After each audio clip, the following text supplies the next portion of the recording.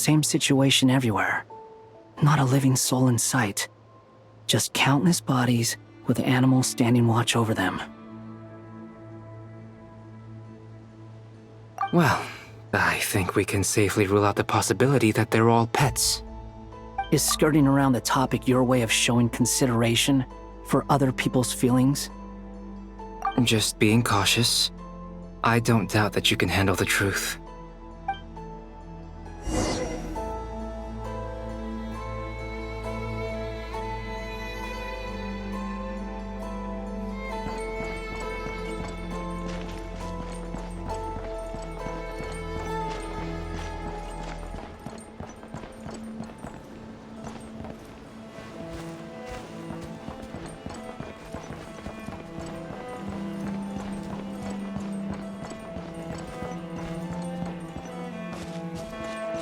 Careful. Please. Help us. Please. Over there, I hear a voice.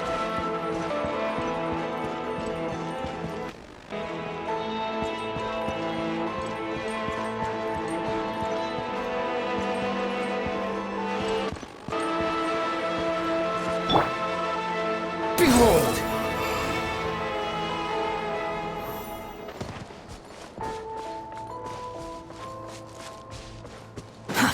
Too slow.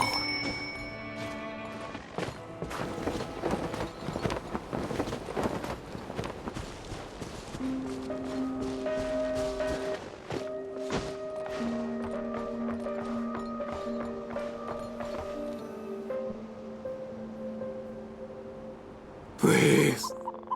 Help us. Please. What happened here? I don't know. Suddenly, everyone collapsed. Then my line of sight got lower. I still have some of my senses left. I gotta get out of here.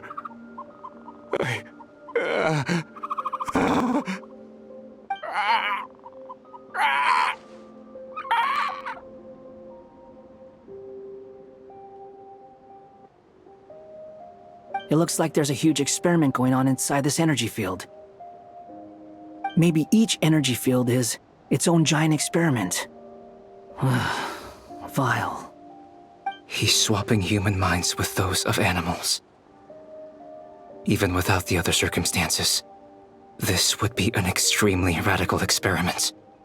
Those people may have lost their sense of selves, but they are not fully animals either. If they were, they would have left. But instead, their instincts are driving them to remain by their dead bodies. We should go. No sense in sticking around here longer than we need to. Agreed.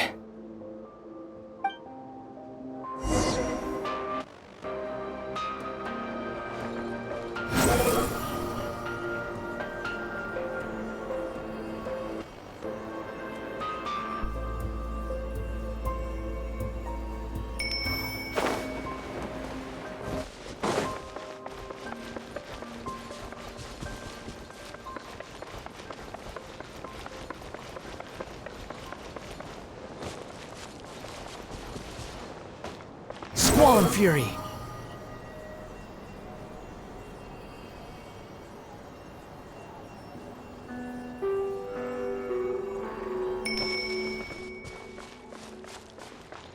Quit following me!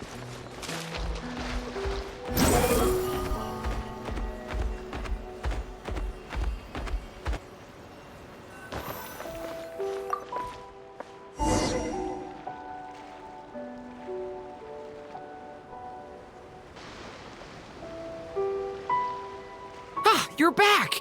Everything okay? We saw some things that take a strong stomach. Otherwise, we're fine. We should share our findings with the others.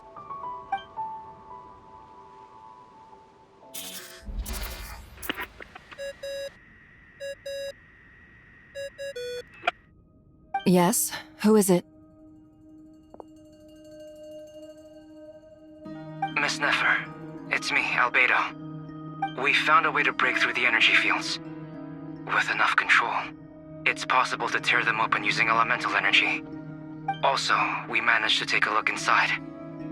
Dottore is carrying out his cruel experiments on an immense scale. Any residents who have failed to evacuate in time will likely meet a grisly end. Sounds like he's living down to our expectations. Might I ask how things are proceeding on your end? I'm just about to get started. I'll be in touch once I have a result. Understood. Stay safe. I will.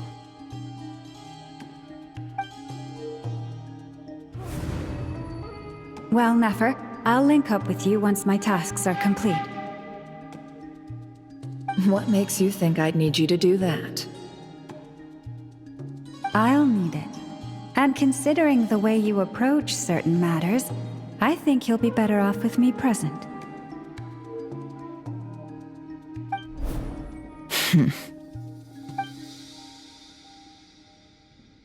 Let's begin.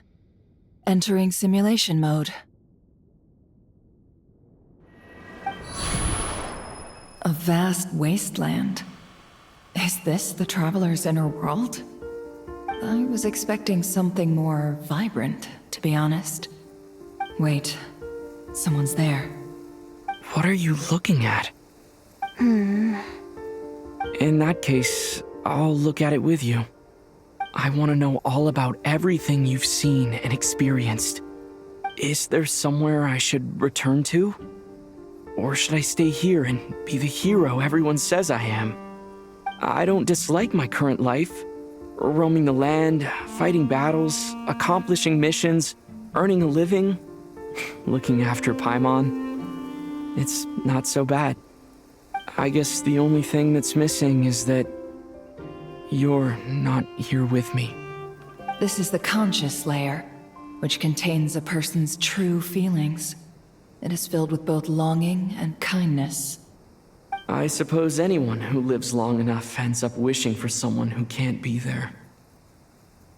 Maybe it's the only way we can feel truly alive.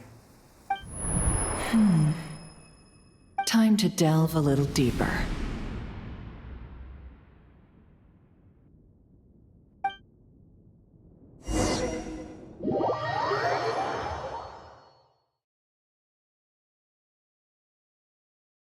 Nasha Town is hardly the optimal choice for a place to live, but it has character and a reasonable population density. What are you trying to say?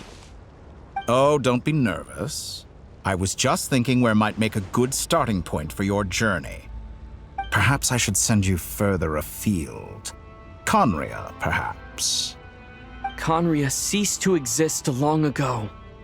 Once again, you fail to understand the possibilities that the Tri-Lune creates. Anything that has existed in the past, I can now recreate. You simply do not wish to see that happen. That might be because you miss your sibling and fear getting answers that you are not ready to learn. But this is not for me to judge. If we are to collaborate, we need to maintain an amicable relationship. In a moment, you will be able to... Oh no. What are you...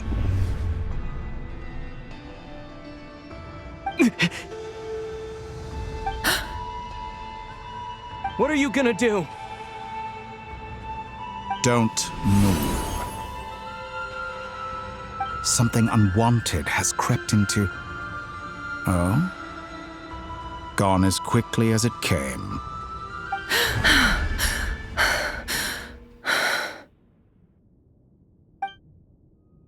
Did you save me? If I hadn't cut the connection, Dottore might have caught you from the other side and destroyed you. This was a good idea, but once is plenty. You were exceptionally brave. Excellent work. Thanks, but now's not the time for that.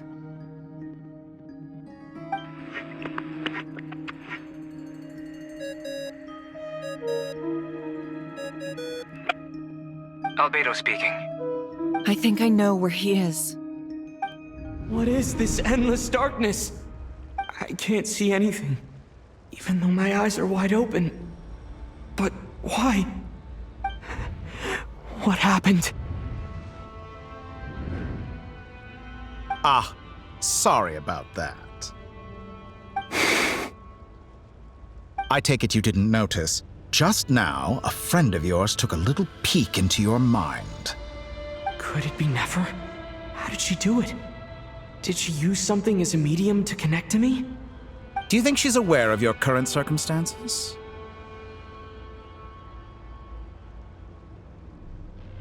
Oh dear. Have I stunned you into silence? I only wanted to slow down your time a little so I could stop your intruder in her tracks. It would have been nice to capture the spy. I must say, I'm finding the ability to adjust the flow of time rather intriguing. The moment you closed your eyes, time seemed to grow impossibly viscous, didn't it? A whole month passed before you opened your eyes again, but only for you. No one else was affected. I dare say this is something only a god can achieve. Point taken. You've proven once again that you have god-tier powers. Oh, you misunderstand. This wasn't about proving a point. I was testing things out. I find I learn best by doing, and I have to admit, time is not the easiest dimension to control. I only wanted to make you sleep for a short while, but it ended up lasting a whole month. Clearly some finesse is required to wield the authority over time as I wish. I hope you're not angry with me. It was only a month's discrepancy, nothing too serious. Had I been off by a year, a decade, or even a century, that would have been quite a different story. You could have frozen me for millions of years. So much for collaboration. You aren't showing much sincerity. Millions of years? To what end? I wonder if you don't understand humans all that well. They are very pragmatic creatures who understand only that which they can perceive with their senses. If I had you sit here for a week, I imagine people might sympathize. But if I left you here for 100, 1,000, or 10,000 years, the sheer size of that number would cause it to lose all meaning to them. They would not have the capacity to comprehend your suffering, and thus they could not empathize. Unfortunately, while gods do exist in Teyvat, it is ordinary humans that account for most of the population. Their lifespans are so limited, their bodies so fragile. Did you ever really hope that they could begin to understand someone like you? Your long life and unique origins make you fundamentally different from them. How long will it be before they start to treat you like the alien you are? Before you are ostracized, outcast? Alien? Even I feel bad for you sometimes. This world has made you into a slave. So many times you have served its will, and not once have the powers that be ever thought to grant you the one simple thing you wish for. You have been treated most unfairly. I can change that. I will grant you special privileges and give you back the status you rightly deserve as a descender.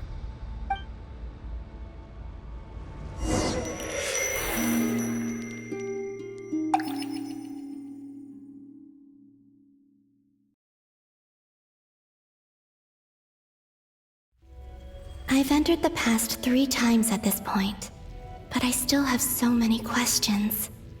For instance, beyond each point being further back in time than the last, what determines the specific locations at which I can make entry? So far, the common thread linking all 3 scenarios is that the Traveler has been present. But it's more than that. I know I sensed something familiar around him.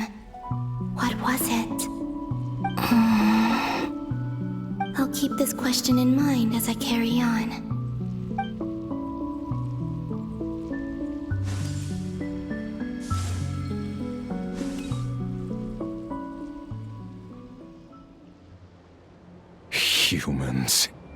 You never change. Always trying to use powers you neither comprehend nor control. This looks like Star Sand Shoal.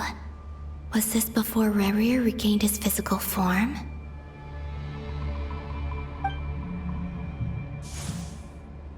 You've messed with the cannon again, huh?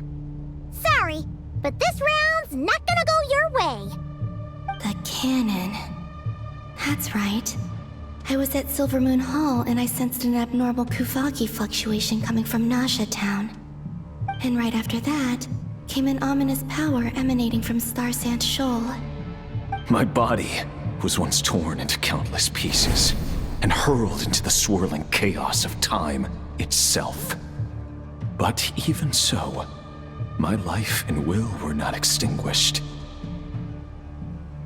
I wonder if I could try to prevent his resurrection. But how would I do it? What can I do, here and now?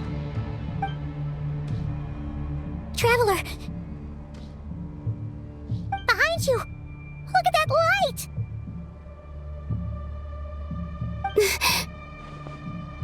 No, I won't make it in time. He's using the Kuvaki shield, like I taught him. Is he going to use it to block the cannon's beam? He's strong. I'm sure he can manage. But the force released when the beam impacts the shield might lead to collateral damage.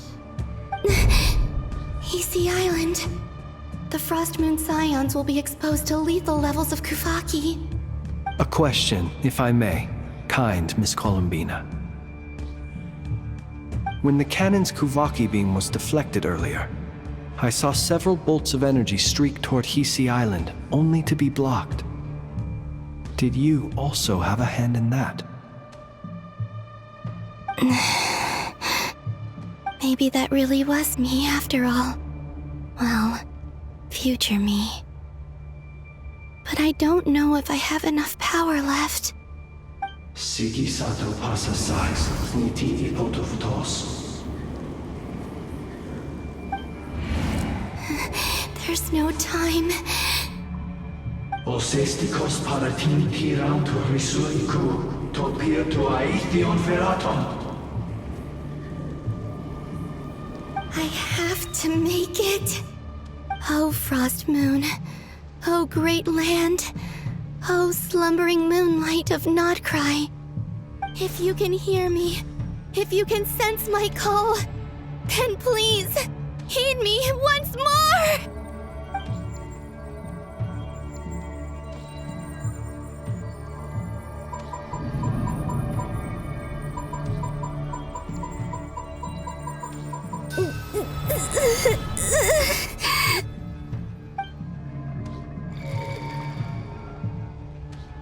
Did it work?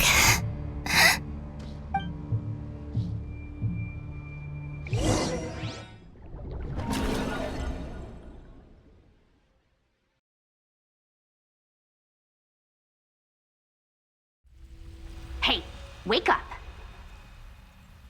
Hey, did you hear me? Columbina, I said wake up now! Oh, good morning, Sandrone. It's 3 in the afternoon, actually. And could you kindly not use my quarters as your personal nap room next time? But I feel so safe here. And your coffee, right? It's so bitter, but it smells lovely. It's like you were raised by wolves in a forest or something. What did you drink growing up? Grass tea?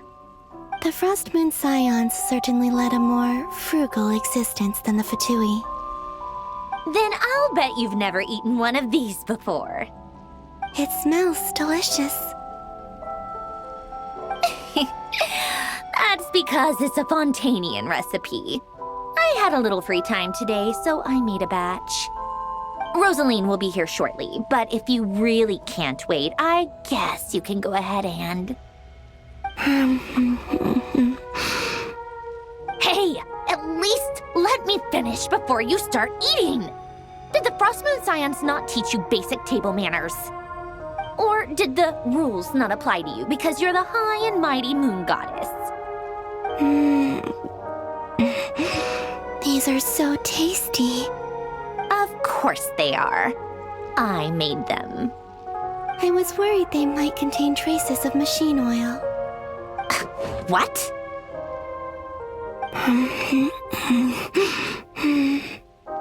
You know, there's something I've always wanted to ask you. Why did you leave your old home and join the Fatui? I mean, I'm sure their food was awful. But there's gotta be more to it than that.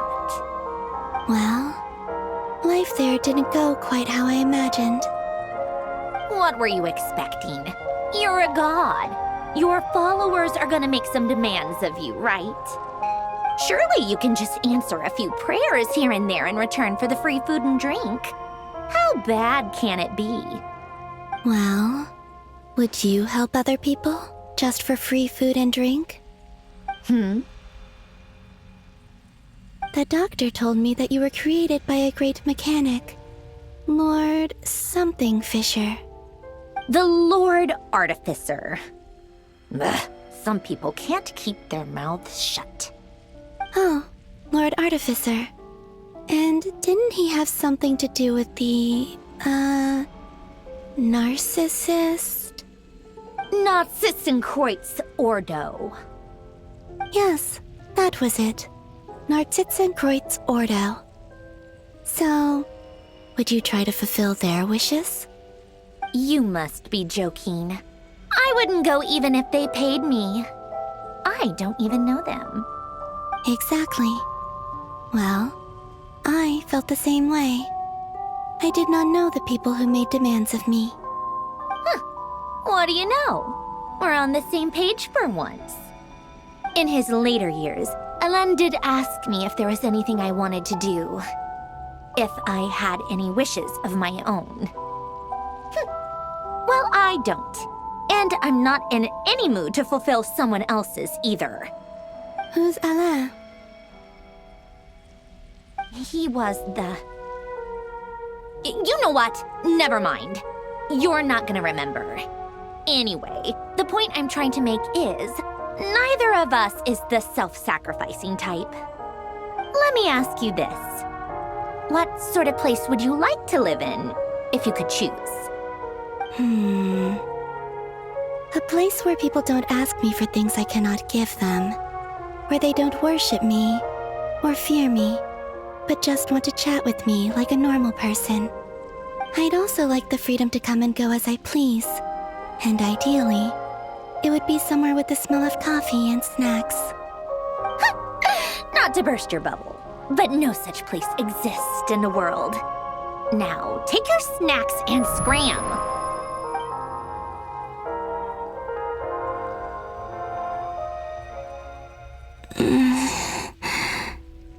Did I pass out? Of course. I'm back here again. I dreamed of events from my past. Sandrone. Traveler. I miss you all so much. Back there.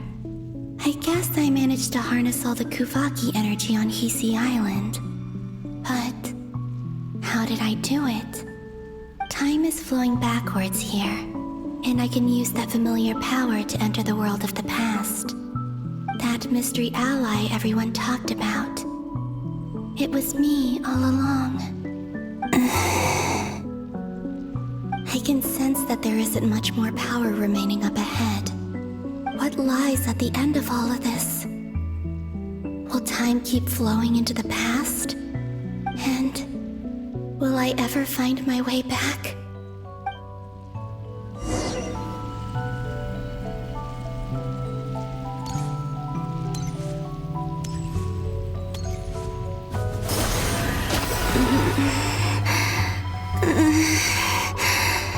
It's getting harder and harder to use my power.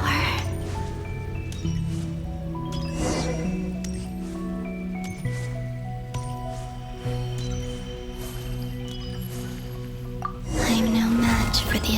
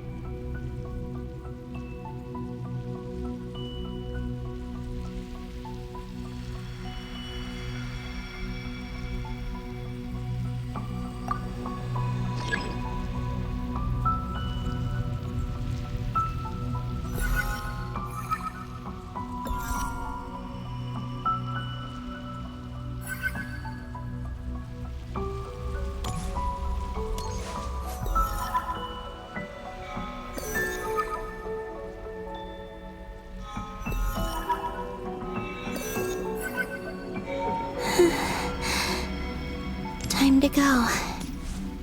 I wonder where I'll find myself this time.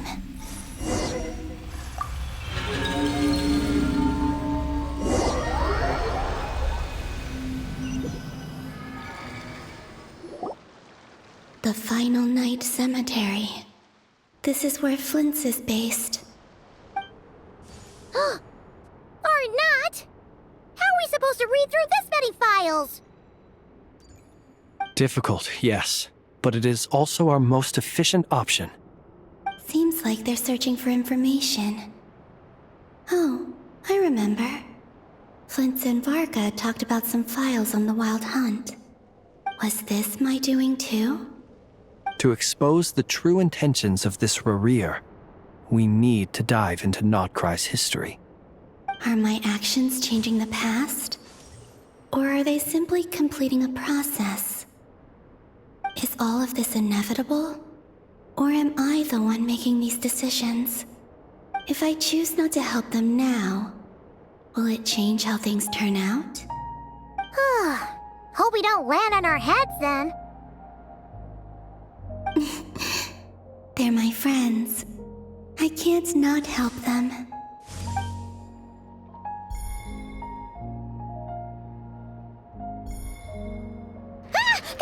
Ghost! And the other one was... here. Hey! Another file's moving!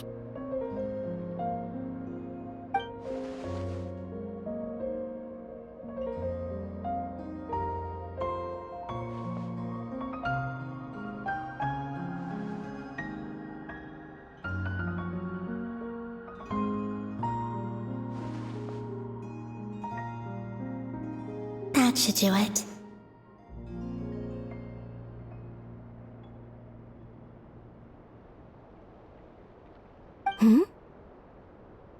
Luanatar?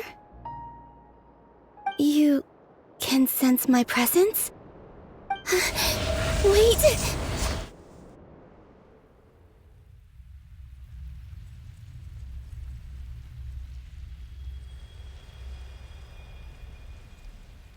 Luanatar.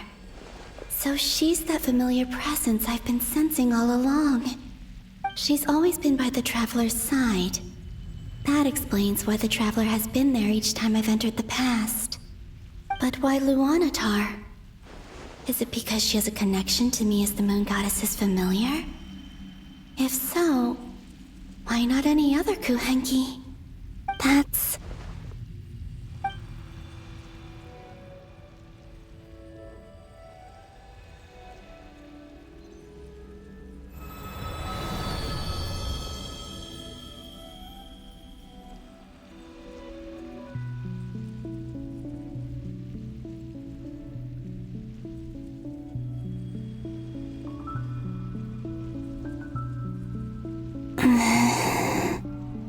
I cannot sense any power up ahead. Just a void, stretching out into infinity. This is likely my final chance to enter the past. It's now or never. I have to find a way back.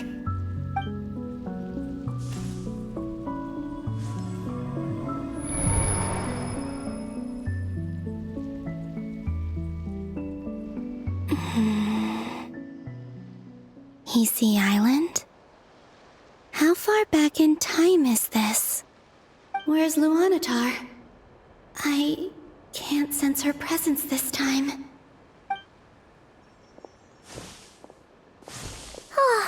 Seeing Enefa and Aino reunited like that sure was heartwarming. Traveler, Paimon! No, stay calm. I don't have much power left to change things. I don't even have that much time left here. Think, Columbina. How do I find a way back? A way back... to where? Do I go back to Moon Prayer Night? Or to the future that followed? And if I return in my current state, what will become of me then? Dotori's actions that day proved that he'd been planning that for a long time.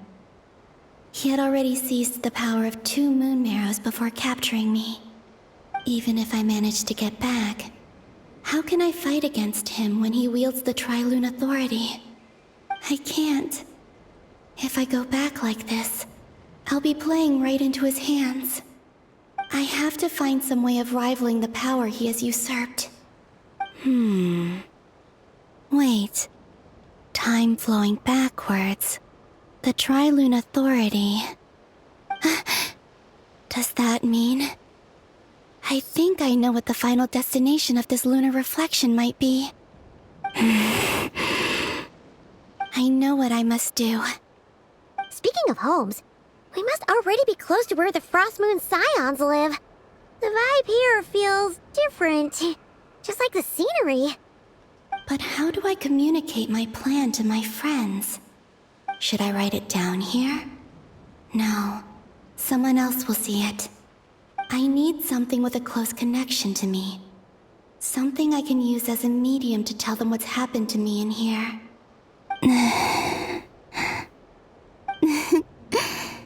Now it makes sense.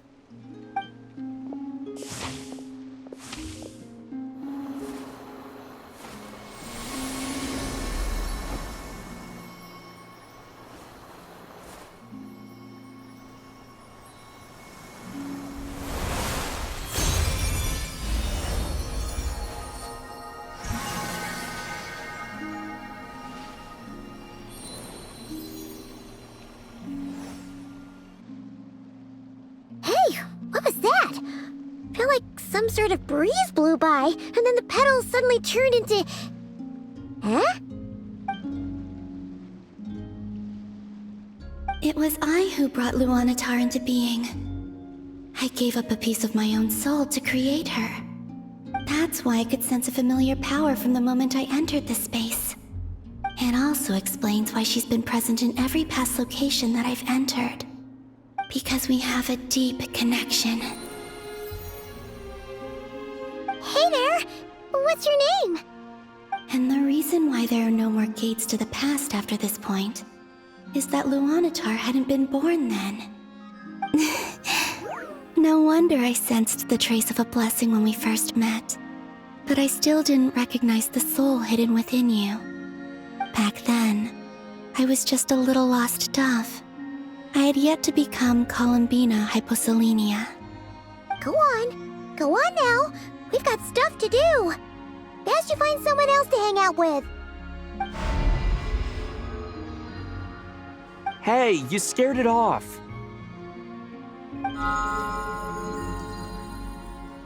I'll be counting on you. Remember to stay by the traveler's side, guide him, and help him in my stead. Oh, and bring him to the garden where the moon prayer blossoms grow. There's a little lost dove there who will need his help.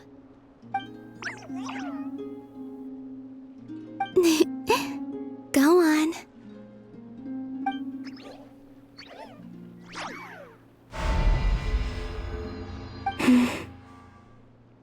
You too. Go and live your story. As for mine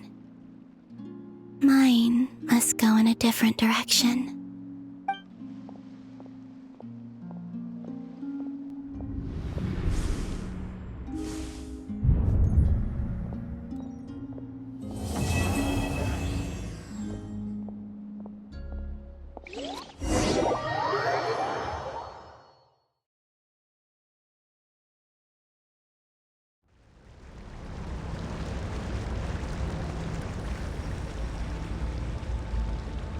How would you like to experience the thrill of never being held accountable for your actions?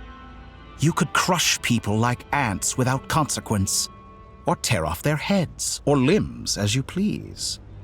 Believe me, such a life is but one small step away. What point is he trying to make? Freedom? But the freedom to kill? To do evil and get away with it? Why would you offer me that? The creation of a world is the ultimate scientific experiment. I have taken my research to the highest level, where I shall be not just a god, but also a servant to many sacred spirits. I shall heed the truth and perform holy deeds. A god's laboratory is the perfect playground, but it needs the right occupant to explore its full potential. Mortals are found everywhere one looks. Not so with Descenders. I'd prefer my first guest to be a distinguished individual such as yourself. And I know you could make the most of the opportunities it offers. So the condition for entering the new world is to take innocent lives. And the same dilemma that Rerir once faced. Could I really bring myself to kill others for my own benefit? Rerir did. And look where it got him. Have you made up your mind? I can't do it. Your playground is no place for me. You're putting your hopes in the wrong person. But we both know I'm not quite the hero you say I am either. I have my own reasons for the journey I'm on. And they aren't all selfless. You've grown a lot since we last met, but there are still things you are unwilling to compromise on. This will only hinder you. Why don't I lower my requirements a little as a gesture of goodwill? I'll give you a little time to learn to be a less noble soul. That'll make things much easier for you. I really doubt I could live that sort of life. And yet you already sound less defiant than a moment ago. The benefits appeal to you because you can read the signs of the times. Why don't we return to my research facility?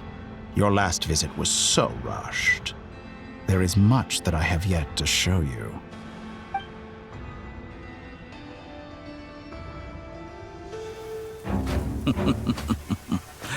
Now to that question,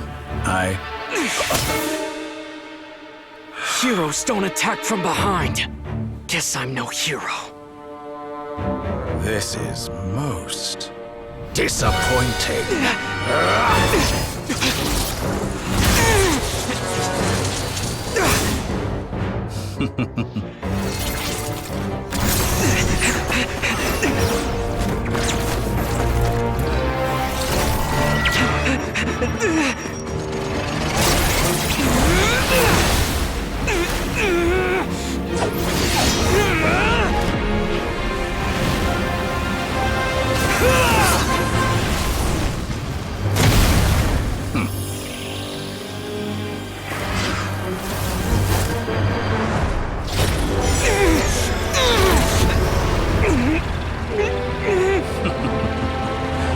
Now then.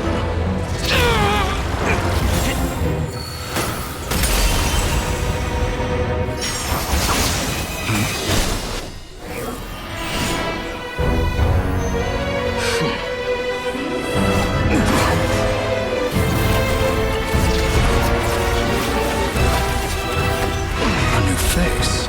Interesting.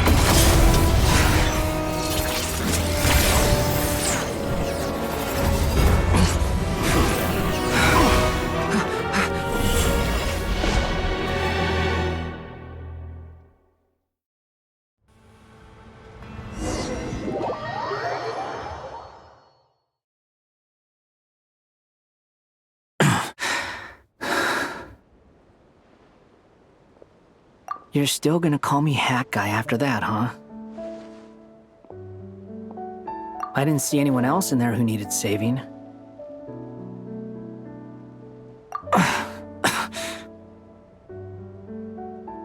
It's nothing. I'll be fine. Why are you looking at me like that? Is it that shocking that I'd come to your rescue? I owed you a favor back in Sumeru. Now we're even. Distracting Dotori was tough, I won't lie. He's not gonna fall for the same trick twice. That was my one shot. I'd hoped to use it to take him out. Ugh. I never wanted to obliterate someone more than I do right now. Dotori doesn't recognize me, but his segments were originally made based on an analysis of my operational principles. I expect it's only a matter of time before he figures out what I am. So Dotori doesn't recognize Wanderer because he deleted himself from Irminsul. Did he really miss his only chance for revenge by saving me?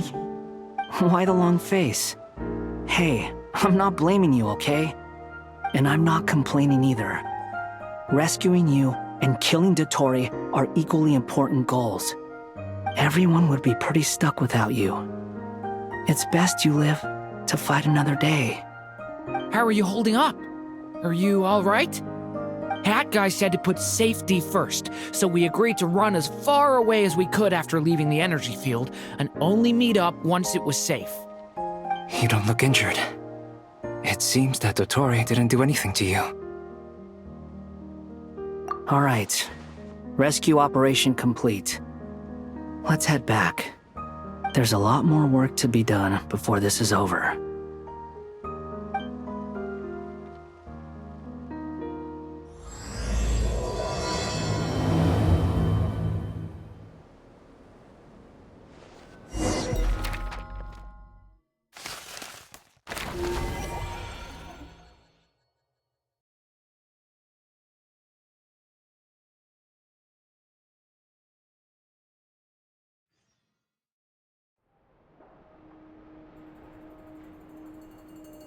Understood. I will bear the Tsaritsa's decree in mind. I don't see what's so awesome about it, though. Does he really think everyone else is as immature as him? I'm not stooping to Tartaglia's level. I thought you might say that. How's your progress?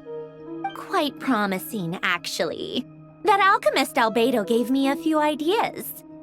Remember how I asked you to look up some files for me?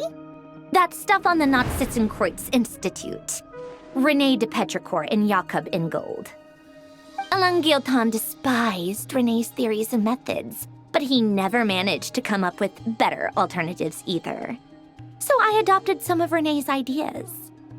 I thought Alain was like a father to you. He and René were mortal enemies, were they not?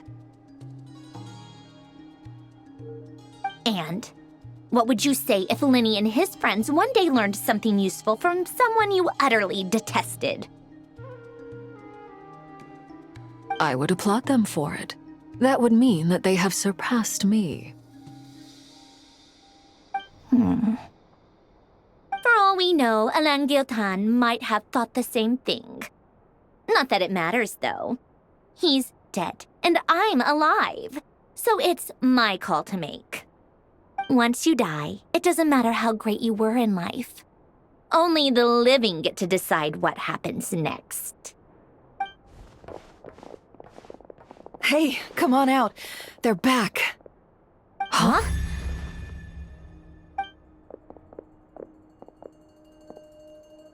You're back? And your head's still screwed on? And you still have all your limbs? What does it look like? Way to keep your composure, madam. Excuse you. I am perfectly composed. Glad you're okay. Yes, it's a huge relief. Worry? Oh, yeah, right. You think we, the Fatui, were worried about you? We were worried sick. Hey! The Traveler and I were already friends. You are free to join this mission in whatever capacity you please. Much like your tea parties. It's a laugh a minute with you guys. I must say, I was quite surprised when Mr. Albedo told me he would need no additional aid. We discussed this on our way back as well. I am rarely so unequivocal, but in this case, we had full confidence in Hat Guy. He said he knew what he was doing. Albedo and I pretty much had to just wait outside on standby. Meanwhile, Hat Guy broke into the energy field and rescued the Traveler solo. You didn't have to mention that. Well, I'm thoroughly impressed. You are a force to be reckoned with, Hat Guy. Is he back? Is he really back?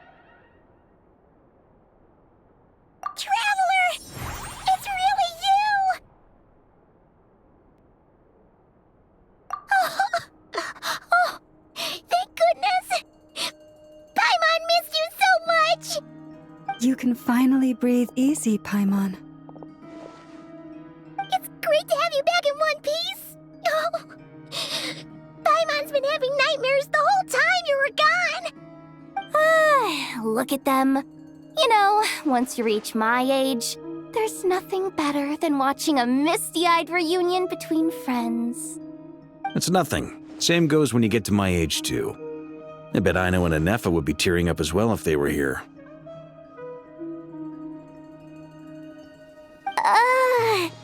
Varka, I'm not sure Anefa can cry. Oh, yeah, good point. Hey, your eyes are looking a little red and puffy. Come here, let's hug it out. What? Ew, no! No, thank you. You're not my dad, okay? Knock it off!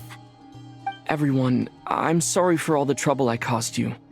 But the silver lining is, I didn't come away from this ordeal empty-handed. While I was being held captive, I learned a lot about Dotori's current capabilities, and what he plans to do with them. Allow me to explain.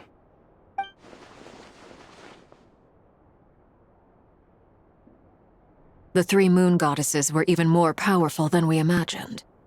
No wonder Dottore believes himself to be equal to the gods, maybe even superior. Utter blasphemy. While everyone was gone, Nefer and I made an interesting discovery, and I believe Miss Sandrone has something to share too. Ma'am, perhaps you could do the honors?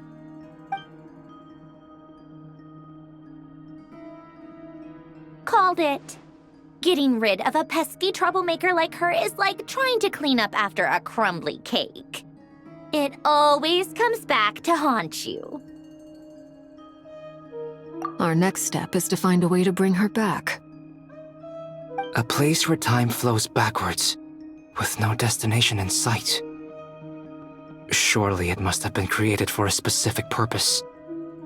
But I fear the answers are buried deep in Tevat's history, held by great powers beyond our reach. It sounds like she's on a specific path through time, just traveling in the opposite direction to us. The question is, where does that path lead? Or will it keep going to infinity? We considered that question as well. Strictly speaking, time is not infinite. Indeed not. Every road has an end. Nicole! You sure loved quietly sneaking in mid-conversation. I do, in fact. It's something I've always done at our mages' tea parties. Quiet, mysterious, and persuasive. You wonder what lies at the end of her road. Well, just as the world has a beginning and an end, so too does time. And so, the end of the road is the moment that Tevat was born. But where Miss Columbina will end up along this road, that depends on where this particular river of reverse time began. What about the original moons and the moon goddesses? Do they have a beginning too? All things do. In the beginning, no moons adorned the sky. It was the Dragon King Nibelung who raised the three moons into the heavens, and thus were the moon goddesses born. They were shadows of the planet, born to wield Nibelung's authority and oversee the world on his behalf. They were extensions of his will, manifestations of his majesty. But then one day, they disappeared just as suddenly as they had once been brought into being. Nobody knew where they had gone.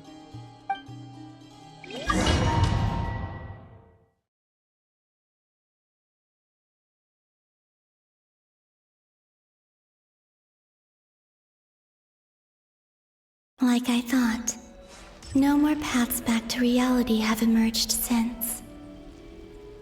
But how can I be sure that I'm going the right way without scenes from reality to keep me on track?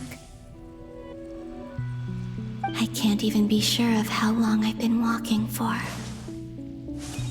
The further I travel, the less stable this space becomes. There are even moments where I can sense something that feels like abyssal energy. They can just materialize out of thin air. I have to keep my wits about me.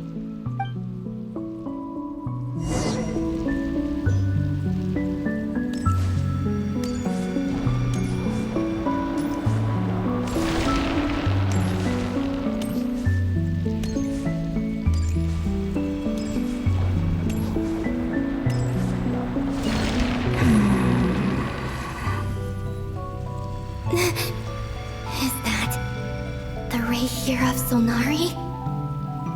I can't believe he survived. How did he do it?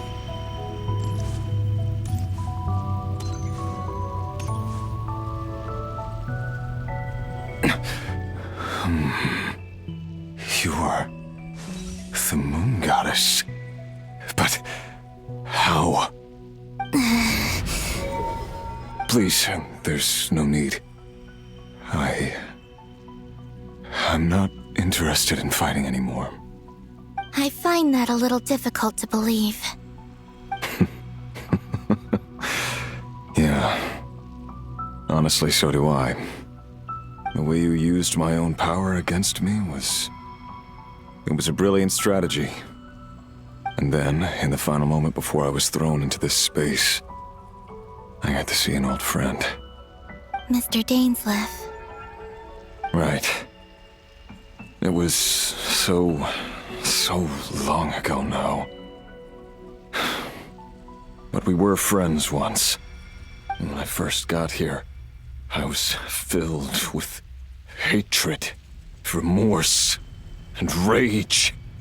How I cursed and devoured. I tore everything here apart. I was consumed by the desire to leave this place and have my vengeance. But to no avail. This is a place with no exit. This is the second time I've entered this space. Though I have no memory of the first. I was torn to shreds the moment I entered. But this time I survived. It must be partly because of this new body, and partly because of all the Kuvaki I absorbed in Nodcry. Are you the source of the abyssal power in here? Not all of it. Some is from when I first arrived here and tried to destroy everything. But there was already a degree of abyssal power here before I entered. And like a venomous snake baking in the merciless sun, it tried to slither into my shadow. Tried to? So, you rejected it? Yes. Because after that, the world suddenly became silent for a moment. What do you mean? The voices in my head, they were gone. And then I saw her. Her? Thelindis. My former lover. Never mentioned that she saw a memory of Thelindis leaping into the moon's reflection. More precisely, I saw her afterimage.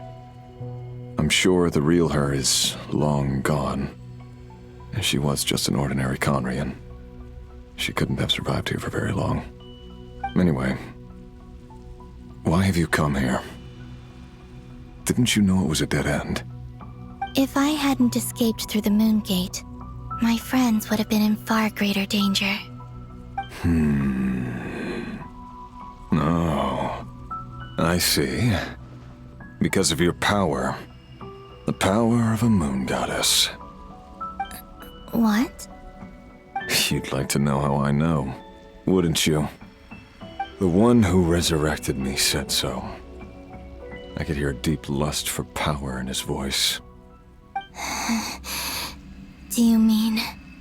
Dottore? Dottore. So that's what he's called. He'd been collecting fragments of my body for a long time, all so that he could resurrect me at the moment of his choosing. I had no interest in his research. But being as corroded by the abyss as I was, we were aligned as far as hunting the moons and recovering my strength were concerned. So that's why the Wild Hunt suddenly became so active in Nodcry. When I left the Fatui in my weakened state, Dottore must have felt that his time had come. Moon Goddess, Could I ask a favor of you? What? I know this is a lot to ask, especially from someone who tried to kill you. If you refuse, I won't fight it. But this is the only thing I desire now. Nothing else matters. What do you want? I'd like you to take a message to Thelindis for me. Thelindis? But... Yes, she's dead. But like I said, I saw her afterimage. I can sense that some part of her soul remains here. Far, far ahead. Why don't you go and speak to her yourself? I can't. I don't know why, but I can't move freely in this space as you can. All I can see is a glimpse of her, walking away. Just like the moment when I last saw her in life. In return, I will clear these abyssal obstacles for you. No, not in return. I'll clear them for you, whether you want to help me or not. It feels like something I ought to do. Why? Yeah. Why, indeed. I've been asking myself that question a lot recently. Why did I do the things I did? I'm tired of it all. Tired of the person I became. People used me. And then I turned around and started using others. I hurt a lot of people. I think I grew tired of it long ago. But I wouldn't admit it to myself. And ultimately, that's how I ended up here. What do you wish to tell her? All of it. My past. My mistakes. Everything that happened after we were separated. Is it okay if I give her the abridged version? Yeah, I'm sure there's plenty you can skip over. Just tell her the important parts. Whatever you think that means. Like the part where you relentlessly tried to kill us? It's up to you. Love demands honesty. But my relationship with Thelindis was built on lies. We hid too much from each other. But after living my whole life in the shadows, I don't want to hide anything anymore. I will do my best. There.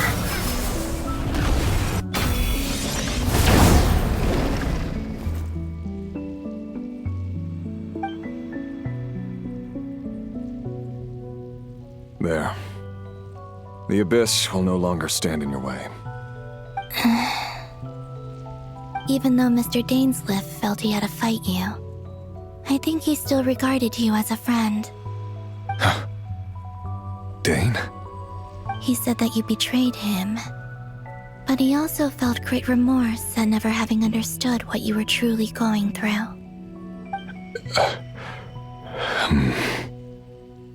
Why tell me this?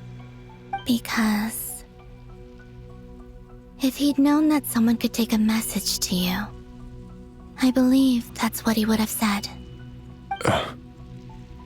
Thank you. It means a lot. I know this will sound strange coming from me, but don't die, Moon Goddess. I can tell that you're determined to get out of here.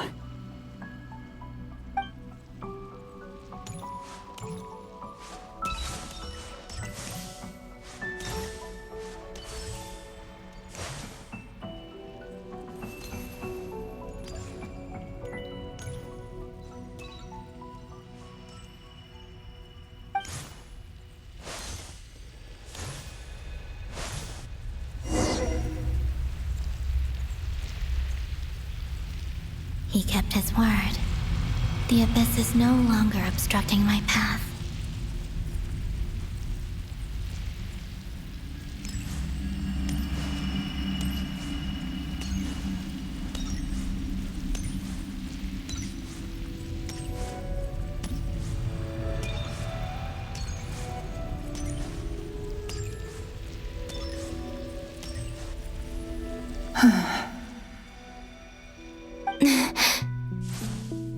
Is that the Lindis?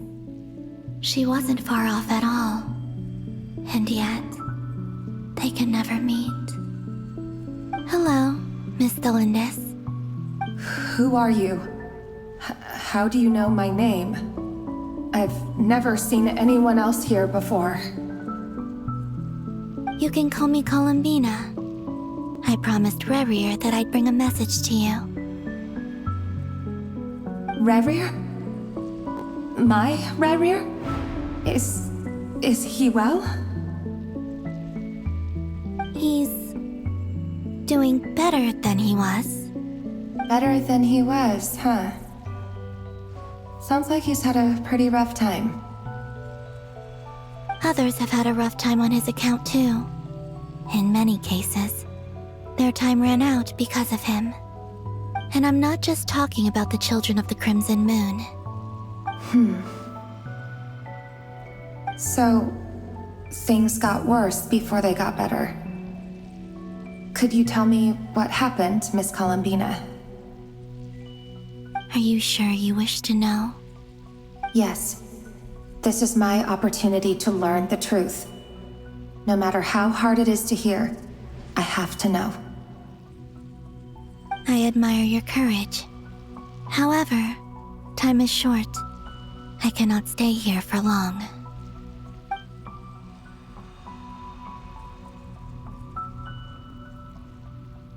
Rerir had seeds of hatred in his heart, and many people nursed them for their own ends. On some level, everything he did was to try and find a way to see you again. But in the end, he came to regret his mistakes. He wanted to apologize for hiding his past from you. Beyond that, he did not say specifically what it was he wished to convey to you. But I'm sure that you've always been on his mind. You are what has kept him going over all these years.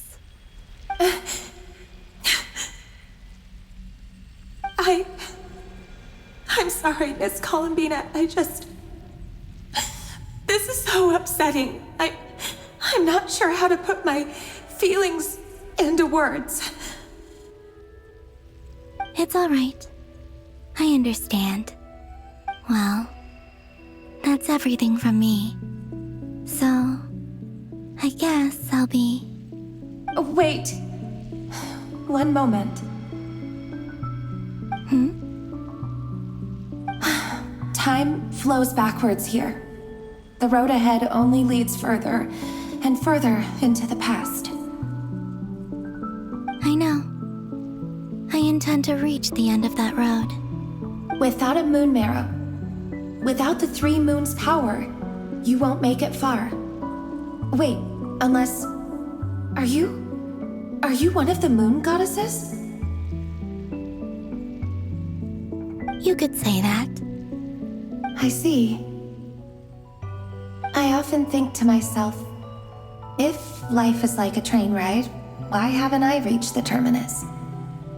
Where am I even going? And it's not just me, it's this whole place. Wherever it is, it seems like it's existed forever. It's such a mystery. Where is it going? I must seem so ridiculous. I can't answer these basic questions, and yet I jumped right in here without hesitating, only to be torn apart the moment I entered by powerful energy currents. Only my soul remains now. Thinking back, I was suddenly overcome with fear and terror in that moment. Perhaps I too became bewitched by the abyss.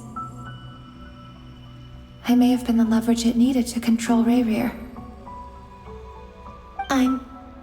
I used to be a researcher at the Universitas Magistrorum in Conria, researching the iridescent moon's marrow. Eventually, I came to the conclusion that time in here flows in reverse. Rerir was one of the Finster King's retainers. With me, he was in an impossible position. It plagued him constantly. I wanted to help him escape his lot in life. I wanted him to be happy, so I thought I'd use this place to return to the past.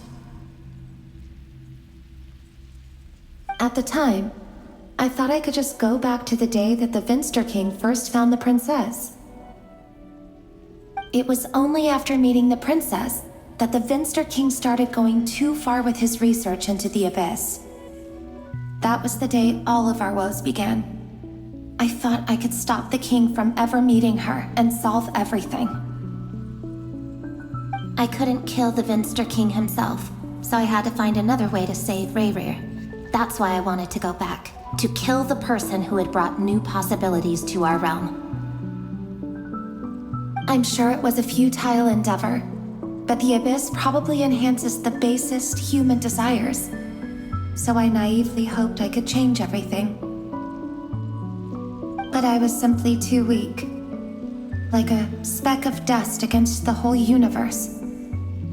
Look at me. I didn't even survive the journey here. Not physically, at least. I know I'm never getting out of here. But you're different. You can make it, and I want to help you. I owe you that much. How do you plan to help me? Have you noticed the golden energy that exists here? Based on my past research and my observations since coming here, I believe they carry you forward faster. I can share what I've learned and help you understand the pattern in which this energy appears.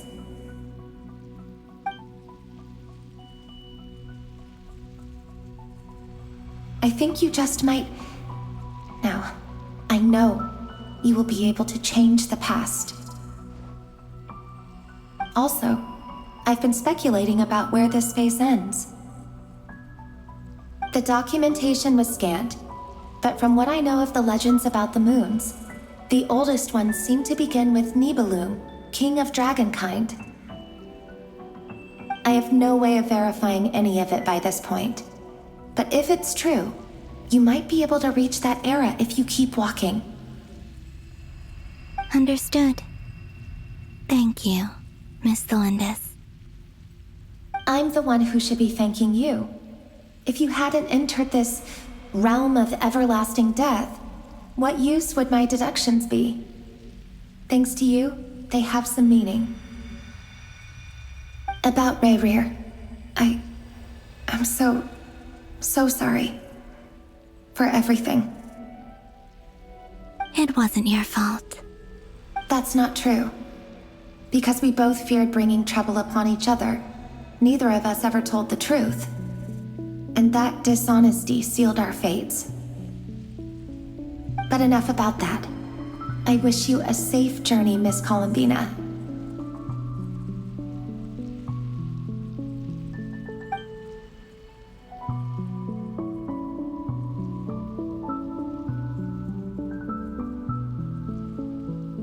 And may the outside world never have to experience pain like this again. Rayrir, you're there, aren't you? I cannot see you, because you exist in the future. I expect we'll be trapped in this prison of space-time for all eternity. But please, gaze upon the past, and then sit for a while. Let's find a place to sit down together, just like we did when we first met.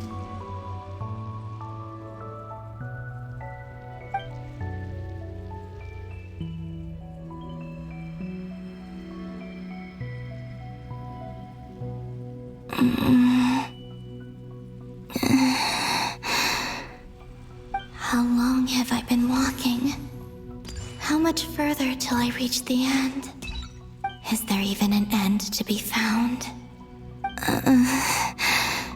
Everything's getting blurry.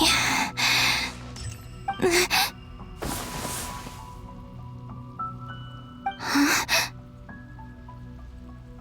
Are you all right, little sister? Have you come from the distant future?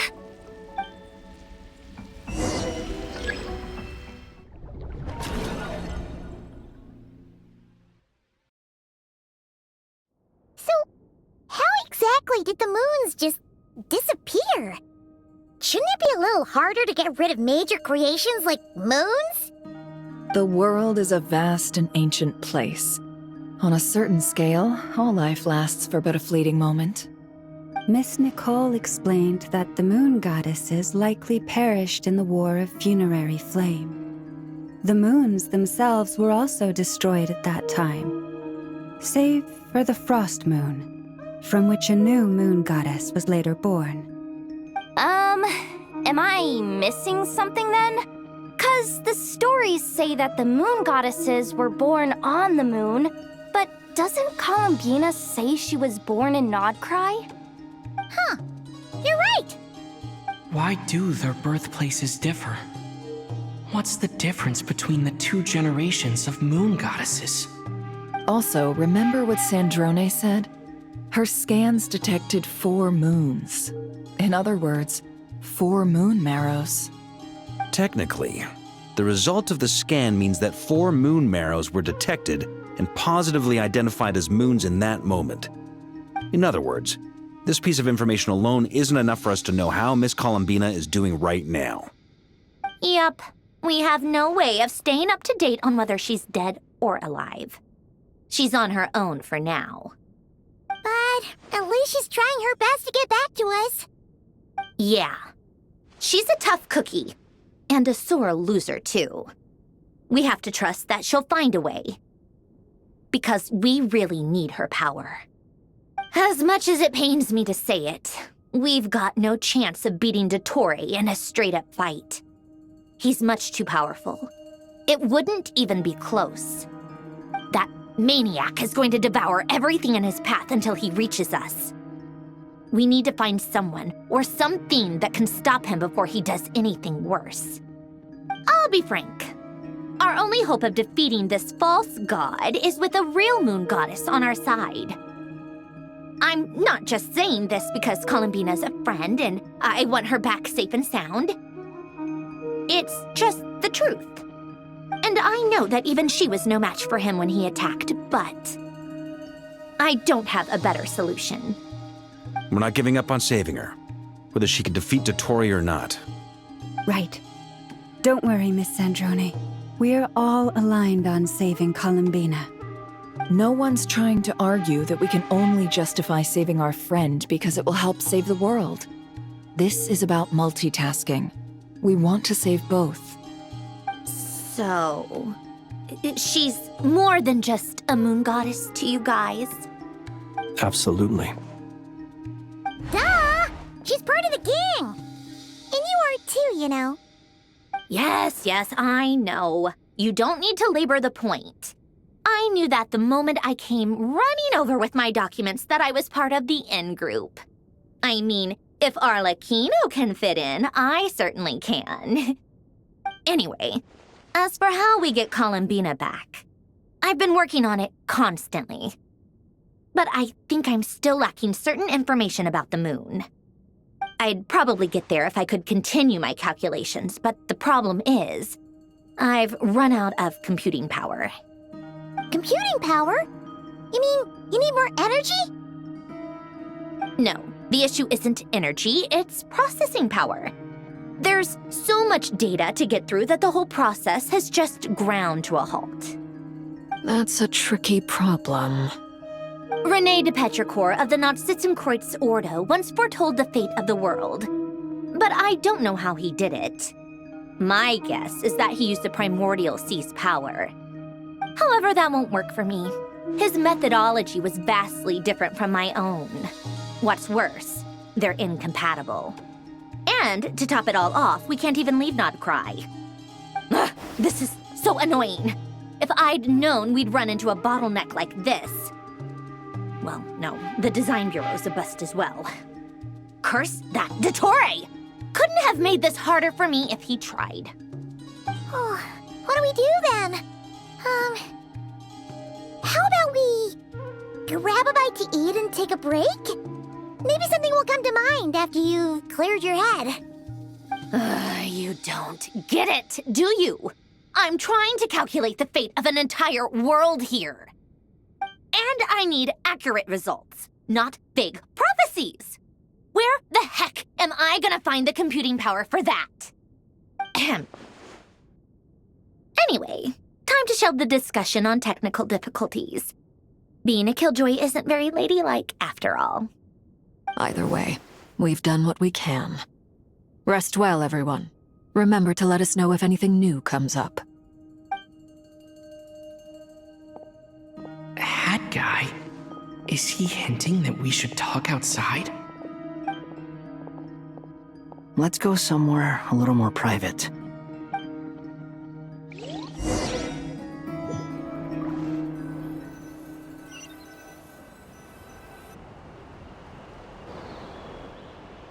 You know that Dory went back to Sumeru, right?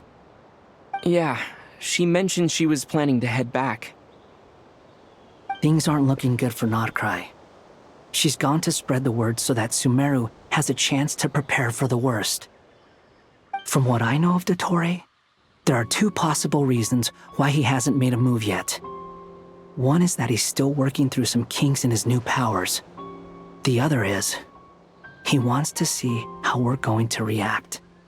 He'll easily devour everything eventually, so I guess he's in no rush to make it happen. The first false god he made was me. Now it's his turn. Even though my records were erased from Irminsul, Dottore's ideas haven't changed one bit. He once told me that becoming a god was like turning yourself into a hungry wolf or giant serpent to devour the moon. Clearly, he began studying the moon goddess's powers long before he even tried making a god. He's always wanted to get his greedy hands on divine authority one way or another.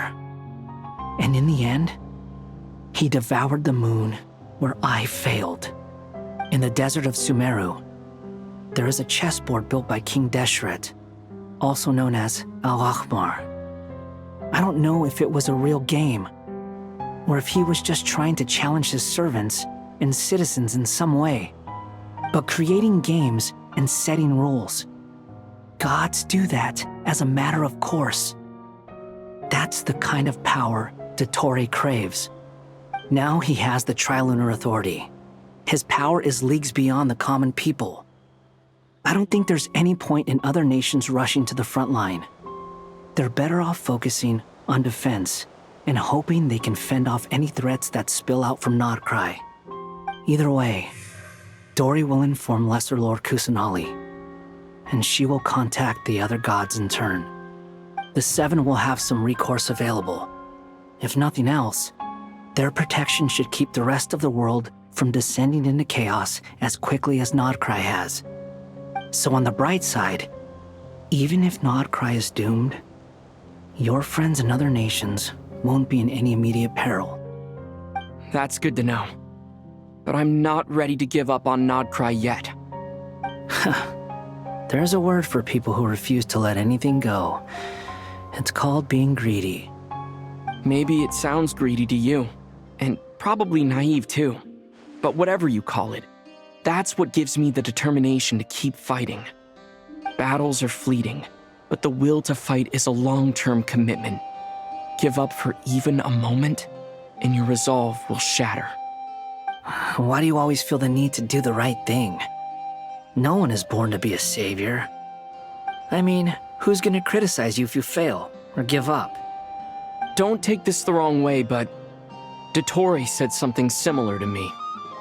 I guess the Fatui attracts people who don't believe in saviors. Not necessarily. It's less about belief for me. I just want to know how determined you really are. After all, I don't owe anything to anyone else here. Only you. You look kinda worried. If your arch-nemesis was about to achieve their ultimate goal, I think you might feel a little worried too. That's true. Dottore is about to become an omniscient, omnipotent deity. That's gotta be a bitter pill to swallow. Still, you're calmer than I expected. Obviously. I have to admit that my past self was a reckless fool who misunderstood not only the point of revenge, but how to achieve it. And as much as I want my vengeance, I know I'm not gonna get it by acting alone. If the world's taught me anything, It's to think before I act. Too bad it never taught me any other virtues, though. So, I am going to destroy Dottore. No matter what it takes. So, what's your plan? I'll get to that. First, tell me, what do you think of Sandrone? Just like Paimon said, she's a friend, part of the gang. How much do you trust her? This is a serious question. Think carefully before you answer. Although she's with the Fatui, she has her own values, and she's helped us a lot. If nothing else, she's clearly going the extra mile for Columbina.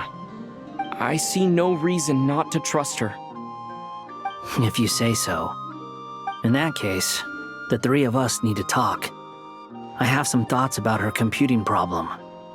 It can be solved, but it will come with a cost. How much? If I can afford it, I'll cover it. Sometimes your heroism really backs me into a corner. You know that? Come on, let's go talk to her.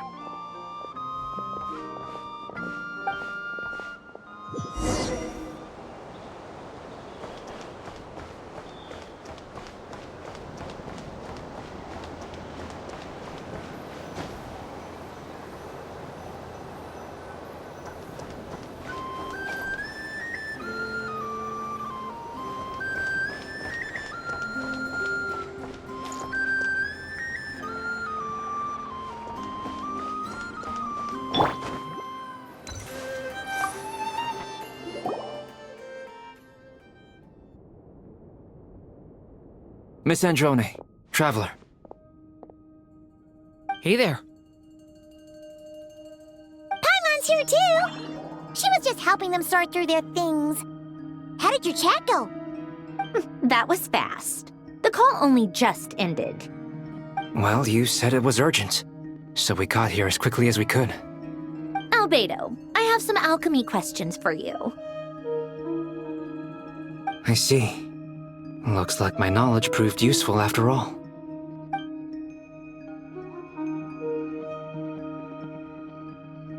If I might ask, what is the end goal for the modified formula you'll be using? I needed to predict the future of the entire world. But I've run into some teething issues since trying to implement Renee's theory of the four Orthants. I see. I'll have a look at it. Still, computing power is the real issue here. How do you plan to solve it? About that, it's been sorted. Oh, with the Traveler's help? Actually, you're not wrong. He found the person with the solution. Was it Hat Guy? Yeah, it was him. Wow! Go Hat Guy! Seems like all that time studying at the academia is paying off big time. But where is he? Wasn't he the one who asked Albedo and I to come here? Come with me.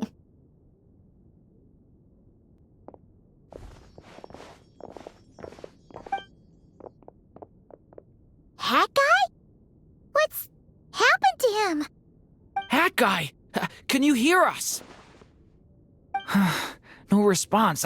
I guess he's in hibernation. Hat Guy mentioned that he was a puppet. It seems that his functions are currently shut down. I presume this has something to do with the solution to your computing problem. That's right. He and the Traveler came to see me. Wait, what? You have a solution? Would you calm down? Why do you always react so hysterically to everything? Excuse me? How would you know? You shouldn't be so quick to judge complete strangers. It's very bad manners. Oh, please. It doesn't take that long to figure out that you have a temper. Where does a mere student get that kind of confidence? I've actually published more papers than you. Not that status counts for much.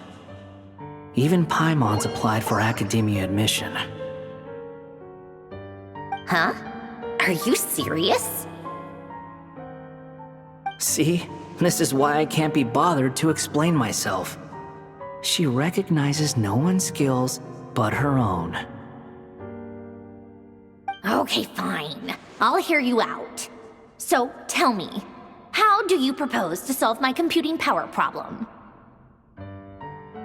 This world itself is constantly processing all kinds of information. If it's the world's future you're trying to calculate, you need a processing device that's designed to cope with that volume. Easier said than done. Only Irminsul can handle that kind of... Wait, is that what you're suggesting? But surely we can't just plug my formula directly into the ley lines. You should be able to tell that I'm not human, right? Yeah, I noticed. The technology, though, seems pretty ancient. Very different from Pontaine's. It's a completely different system. Conrian, to be precise. I'm what they would have called a puppet. Puppets need an energy source and processing power. The artisans who built them sought out the materials most suited for that purpose. You? Do you mean... The Traveler and I have talked it over. He's willing to vouch for you. So, I'll allow you to borrow my core for your calculations. It was built using wood from a silver-white tree, which makes it a small part of Irminsul. Conrian technology and Irminsul wood. Who in the world could have built you? Are you sure about this? A puppet without its core will cease functioning completely. And if it's left in that state for too long, it might not recover. You could die if you do this. You do realize that, don't you? I can put two and two together, yes. No need to rub it in. I won't lie to you.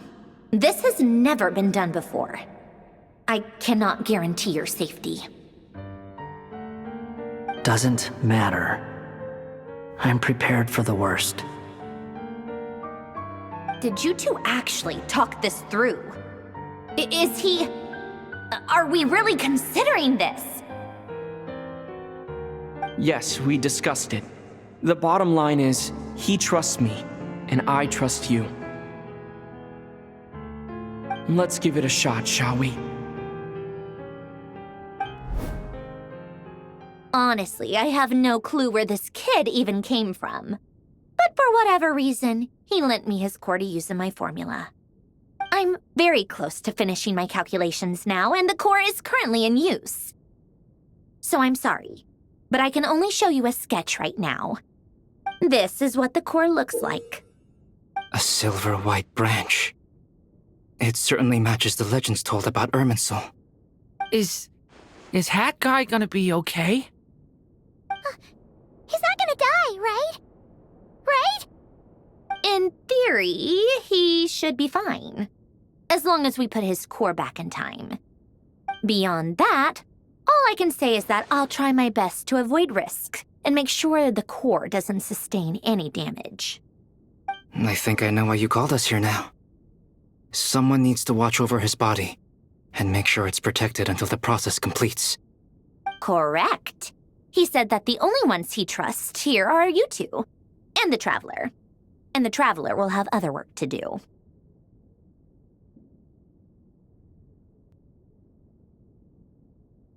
He will have our undivided attention. Aw, Hat Guy. On a more positive note, things are progressing steadily on my end. I'll call everyone in for a meeting once the results are out.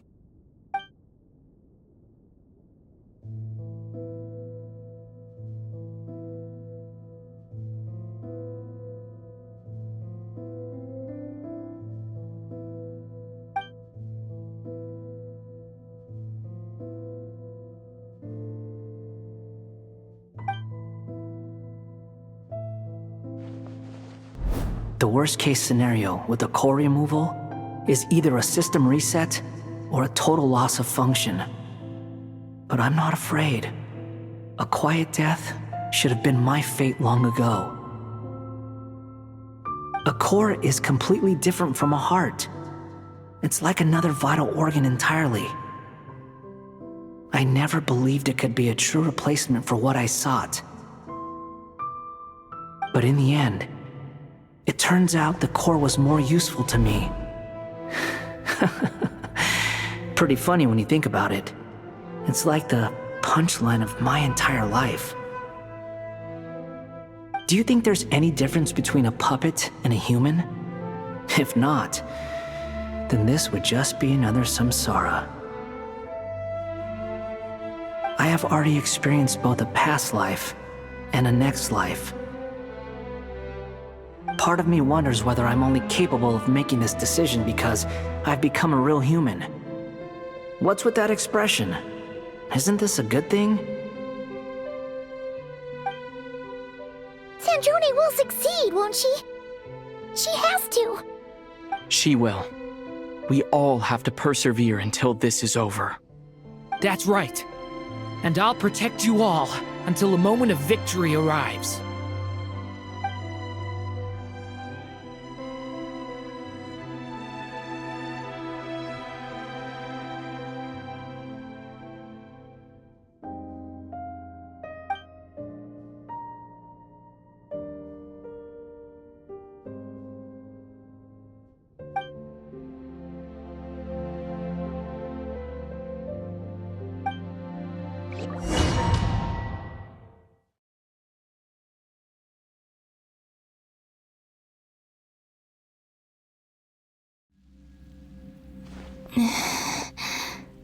Who are you?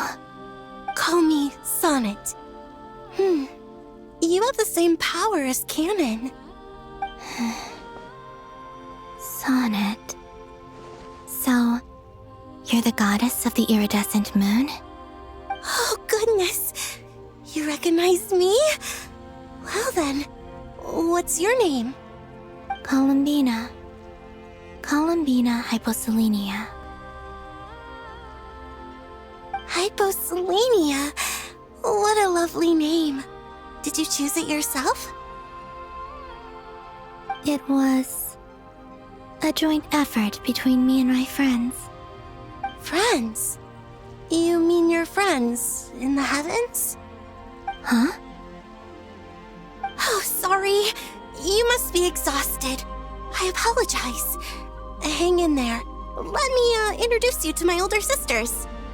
Do you mean the other two moon goddesses? Arya and Canon? Wow, you sure know a lot. Hey, does that mean that our story goes on into the future?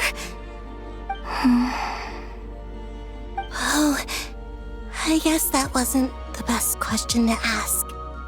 It's all right. We were prepared for that possibility. You could say we were too prepared. I can't even remember how long my sisters and I have been here by this point. When did you get here? How long has it been? I can't say for sure, but it feels like it's been forever. I see.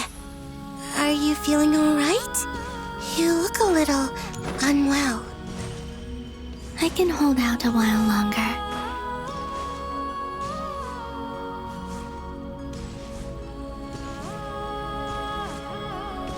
We don't have far to go.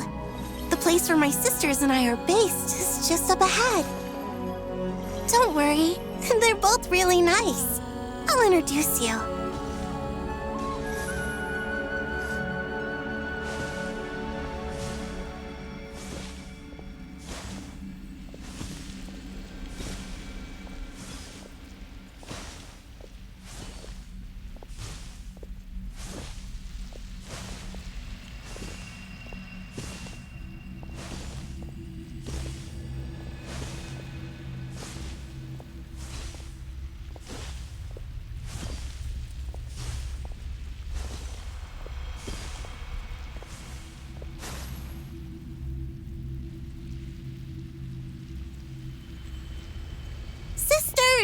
I'm back! And look who I've brought with me!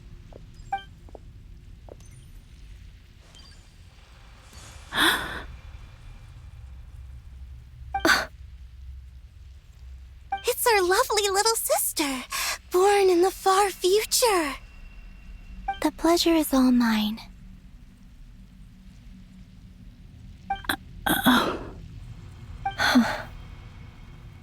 Allow me to introduce you to Columbina Hyposelenia.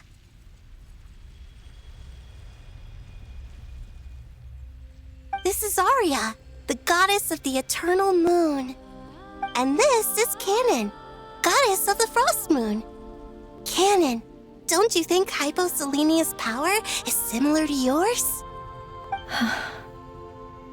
Hello, Columbina. I apologize for our startled reaction just now. And please, forgive our little sister if she's been annoying you. She tends to talk a lot. It's fine. You seem shy. Don't worry, Columbina Hyposelenia. No one can hurt you here. Could you tell me where here is? Please. I must know.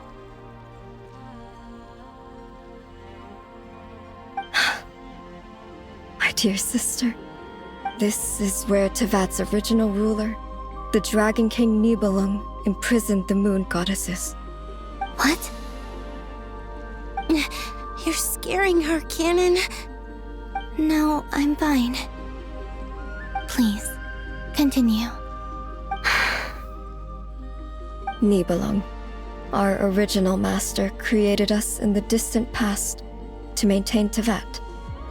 But he left this world and traveled into the dark universe beyond, to explore worlds vaster still. Day and night, we fulfilled our duty in the heavens, until the day that the first Descender arrived. The great ruler of the firmament. The heavenly principles. Is that what later generations call them? I see. But we did not reject them at first, nor did they seem to harbor ill intent towards this world. We coexisted in peace. They were like a guest in our home. Slowly, however, we came to realize that our guest had a growing desire to change and dominate the world. And you didn't stop it? No. There was an order to the rules they set up that Nibelung never taught us. We wanted to know if this order would bode good or ill for Tevat.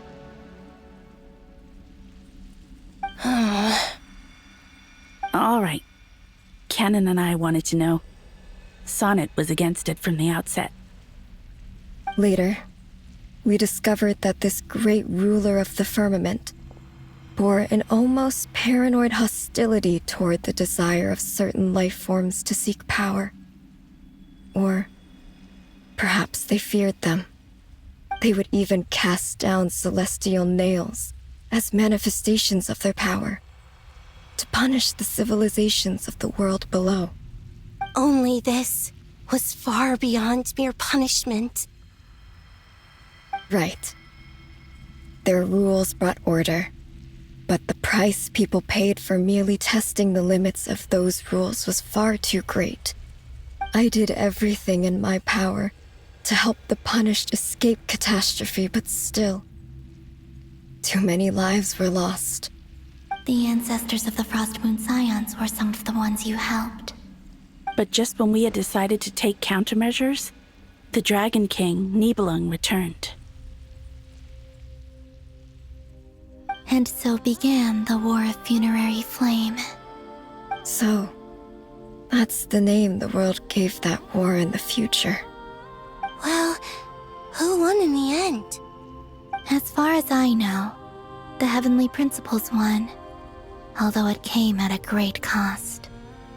They remained in Tevat, where they continue to rule to this day. And the world's original master, the Dragon King Nibelung, was destroyed. And what of the moons? Are there still 3 moons in Tevat's skies? you can tell us the truth, Columbina. We know we are but remnants of a bygone age. We are prepared for the answer. Only the frost moon remains. But it has been cast beyond the false firmament by the heavenly principles. The eternal and iridescent moons were both shattered during the war. So death finally came for us in the end. Sonnet. But you're still here, aren't you? A moon goddess cannot live without her moon, Columbina. She's right. That's why I began to disappear. Because the frost moon is cut off by the false sky. How much worse it would have been if it were outright destroyed. Our souls may endure within this lunar palace, but if our moons are destroyed, Then we shall disappear the moment we depart from it. I'm sorry. There's no need to apologize to us, dear sister. If anything, we owe the world an apology. If only we'd decided to act sooner, rather than arguing amongst ourselves. all the more reason not to spend this time in regret and repentance. Instead, we should focus our efforts on how we might help our future sister. Sorry? Don't you see, Columbina, your story is not yet over. Is that not why you are here?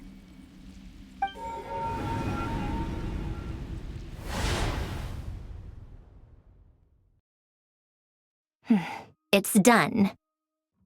Initiate numerological array. Continue running primary process. Calculate the world's fate through extrapolation. And identify nodes of potential change. Secondary process, scan for moons. Still 4. The number of moon marrows hasn't changed. Wait, let me think. Is it possible that there's something I've been misunderstanding about the moons all along? Variables. Variables in the world. I know where potential variables within the world come from. So what about the moons? Are there any variables there? Like their life or death, for instance. What if being alive or dead makes no difference to a moon? But that's so strange. Even immortal gods can die. Why would the moons alone be... Wait! I've got it! If alive or dead is considered a variable, we might have had this wrong the whole time. No one ever said that a moon marrow equals a living moon. We just made that assumption ourselves. Initiate secondary process. Scan again. This time filtering out interfering perimeter, moon marrow. I don't care if they're natural or artificial. Get them out of my search results! Why? It says 3 moons still exist in Teyvat, even after excluding the moon marrows. But we know for a fact that 2 of them are dead. Redo the scan. Narrow the results to living moons and real moons. No, scrap that. Narrow it down to moons that have lunar authority and remain alive. Why? Why is it still 3? What is this, Columbina? Has the world lied to us? Or are you the one pulling the wool over our eyes?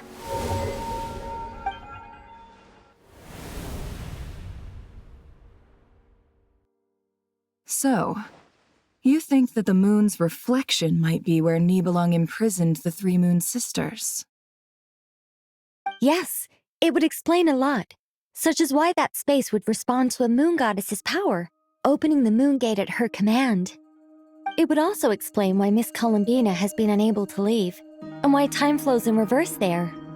In the messages she sent, Columbina promised us she'd find a way to return, but we have no way of knowing how, when, or where this might happen.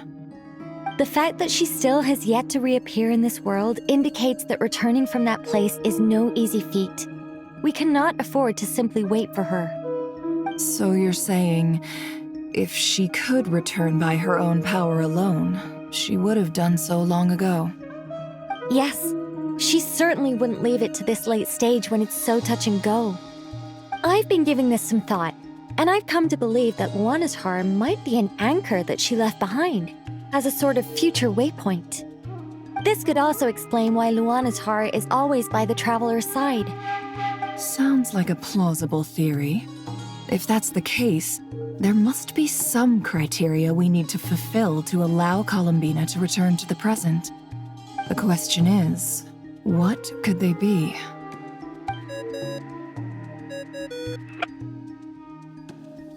Hello? Listen up! This is extremely important!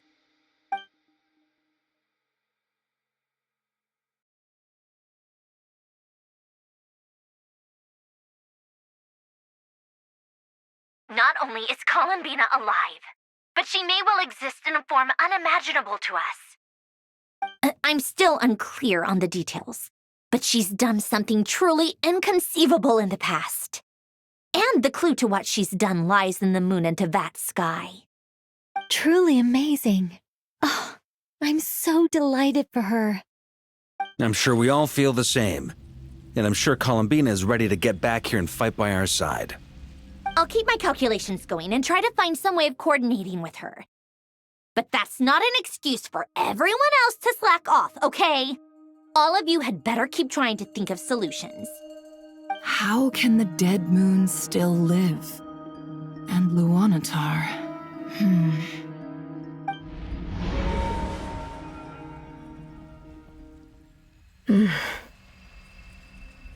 It's hard to believe that's what will happen in the distant future. Our authority is linked to the most fundamental rules of Tevat. I suppose it's no wonder that many would covet that power. I didn't realize that when you said friends, you meant people who live down in Tevat. That's so lovely. I always wanted to go down there and have some fun. Have you ever tried leaving this prison? Of course. Between us, we've tried everything. But no matter where we go, this space will eventually bring us back here. It's like the center of a whirlpool. Everything ultimately converges here, at the moment when Nibelung imprisoned us.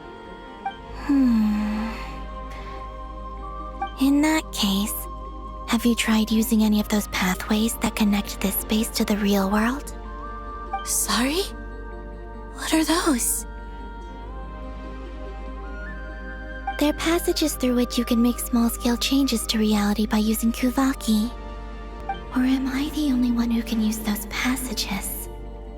Because part of my soul remains in reality. Kuvaki. What is that? You don't know? It's a unique kind of elemental energy found only in Nodcry, the land from which the moons arose. Oh. Well, it's true that the moons first rose up from the part of Tevat you say is called Nodcry. But there is no difference in the elemental energy between there and anywhere else. What? Could you show us some of this Kuvaki hyposelenia? Maybe if we see it, it'll make more sense. Okay.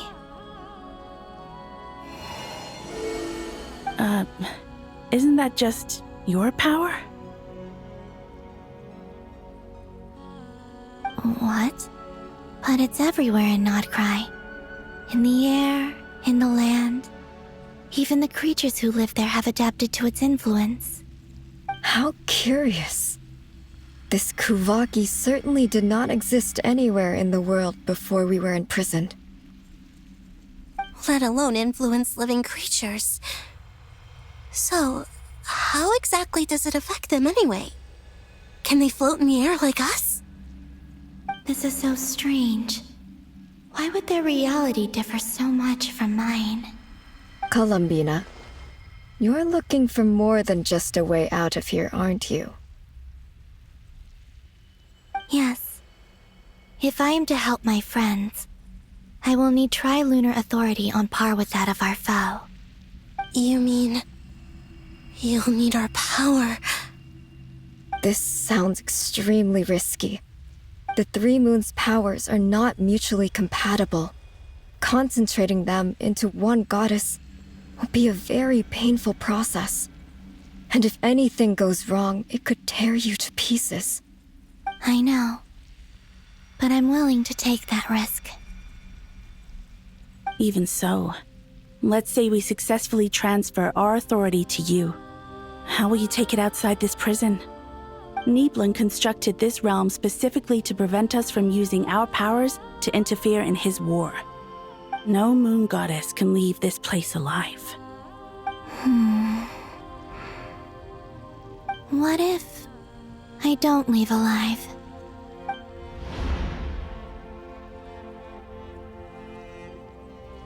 Where do we even start? How are we supposed to figure out what we're meant to do to help Columbina?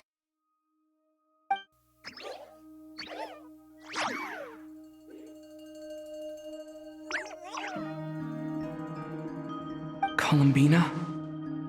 What do you need from us? If she really got to the beginning of time in there, how do you think she'd leave us a message?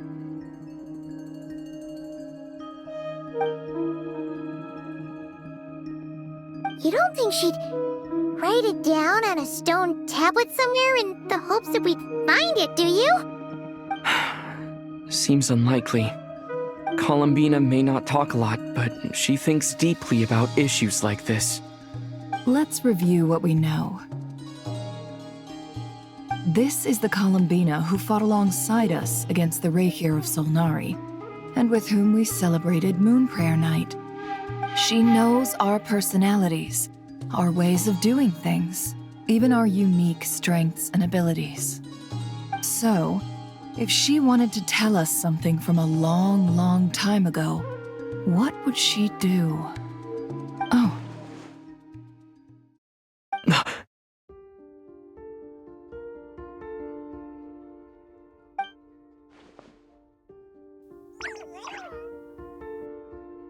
Traveler, you once said that those golden ripples also appeared when Luanatar was born.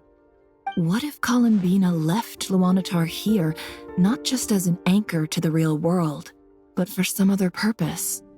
If she is part of Columbina, and Columbina knows that I can see past events through her... Oh yeah! Like when you peeked into Rarer's past through his heart! Nefer, wait! If you're right about this, and you can really see past events through Luanatar, your eyes, they'll... Oh, I know. Looking at Rarir's past in Conria was already enough of a strain on my eyes. Looking this far back into the past, it'll surely blind me. But it's our only chance. This is the only way. Boss. We spoke about this once, a long time ago. Do you remember what I said, Yehoda? The day I lose my sight, the Curatorium of Secrets will be yours to run. But... What's wrong? I'd be overjoyed if I were you. This day's come a lot earlier than either of us expected. I need to know you'll honor our agreement, Yehoda. Promise me. Yes, Boss Neff. I promise. Are you sure you don't want some time to think this through? What is there to think through? I should have gone blind after our battle with Rarir. Frankly, it's almost criminal that I got away with it for this long. Then at least let me take some precautions on your behalf. And if you really do lose your sight, I'll visit your office every day and make sure you're well looked after. Oh, please, anything but that. I was actually ready to go through with this. Are you trying to scare me into backing out? As if I could ever scare you. I'll assume you're just joking to calm your nerves. All right, enough chit-chat. Let's do this.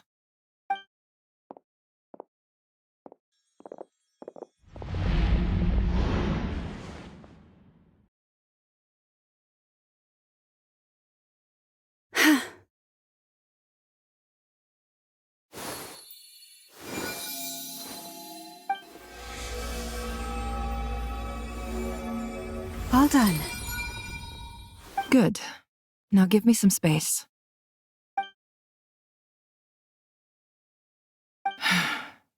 Come on then, little one.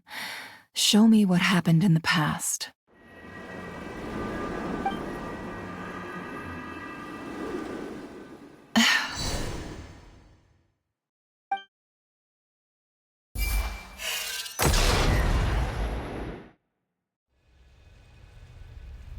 Between the Trilunar Authority, Kuvaki, and the sole-surviving moon, the Frost Moon, I think I might know how to get back. But I will need my sister's help. Time to go talk it over with them.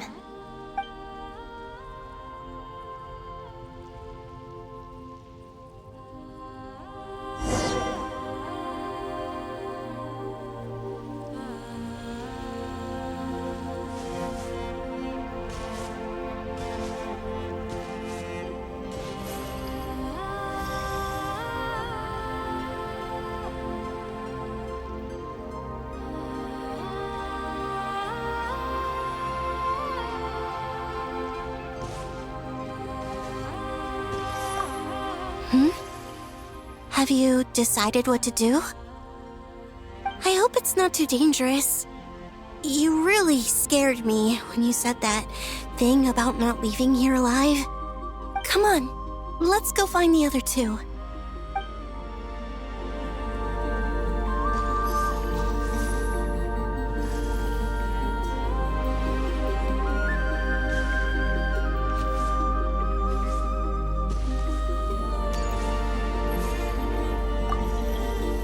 Seems you have reached a decision. I'm all ears. What do you propose?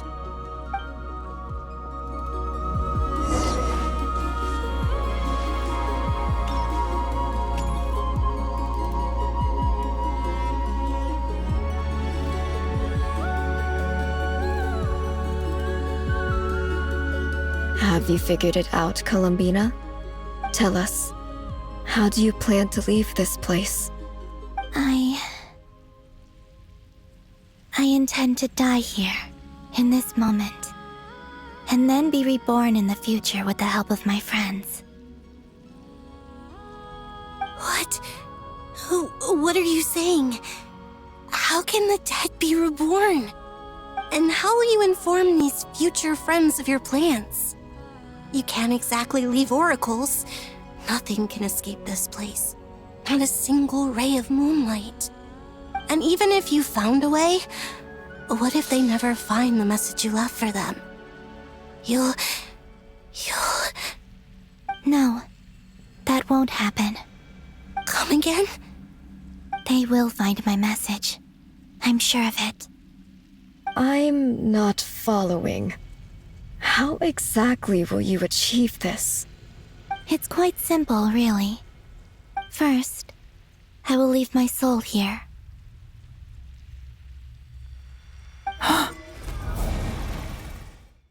I see it. Your soul? You mean your divinity? Yes. I once left a portion of my soul in the future. One so small that this prison barely noticed anything. In this very moment, she can resonate with my soul across time. When the time comes, I believe that she can serve as an anchor to pull my soul from here back to the future reality. Just as gravity connects the world to the moon. Exactly. In the future, where I came from, the moon has been cast beyond the false sky, but I can still feel that it is there. In a similar way, I can feel a connection to the soul fragment I left behind even now. My friends can use it to detect my presence. But how do you just leave your soul here. Is that even possible? On my way here, I met an ordinary mortal who entered this place long before I did. Her body is long gone, but her soul remains. And before that, I encountered an old enemy whose entire soul survives here intact, while the power that once corrupted his body has faded away. So, perhaps this space is specifically designed to imprison divinity and authority, but not the physical body. Still, even if your body can escape, would it not just be a lifeless husk without the soul inside? Wait, is that what you meant when you said you wouldn't leave alive? Yes, I shall turn my body into moonlight and pour it over Nodcry. That power shall protect the land and quietly blend into it, awaiting my soul's return in the future. However, I cannot do this on my strength alone. I would need your help to do this, so I'm humbly asking for your assistance. Oh, dear sister, you need not be so formal. As I said before, we are but remnants of a bygone age. You, on the other hand, were born alone in that distant future, and you have walked a long and lonesome road since then. How could I bear to let your story end here in this dungeon? Don't forget, we are your sisters, your family.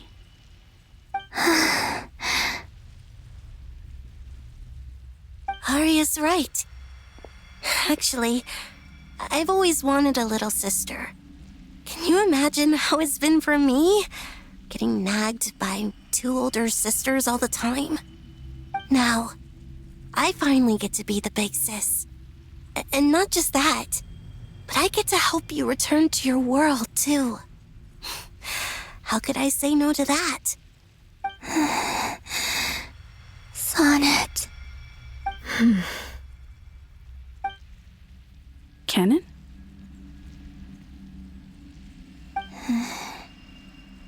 I'm sorry.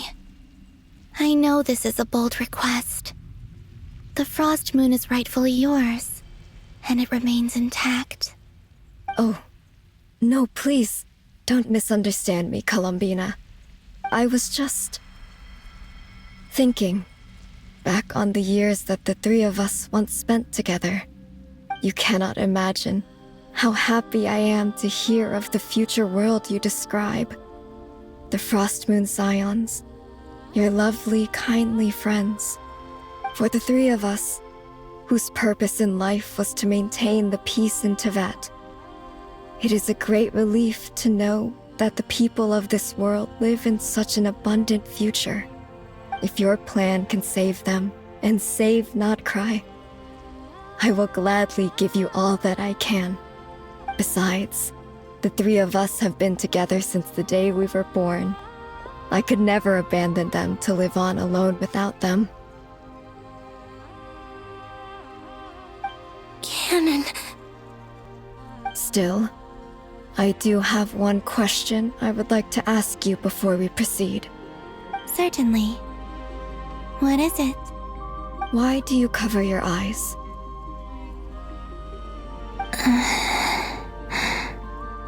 Yeah, I was curious about that too. But it seemed personal, so I didn't want to intrude.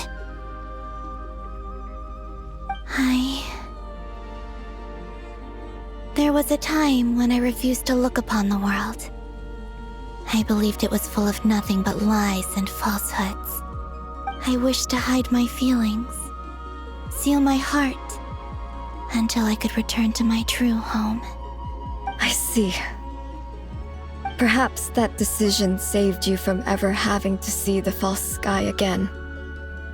But at the same time, you likely missed out on many true and precious things, like the smiles on your friends' faces. Promise me this, Columbina. When you return to the future, open your eyes, take a look at the world around you, and see your friends. I'm sure that you know this already, given that you long to return. But that is your true home. Give me your hand, Columbina. Arya, Sonnet, you too. Okay. All right.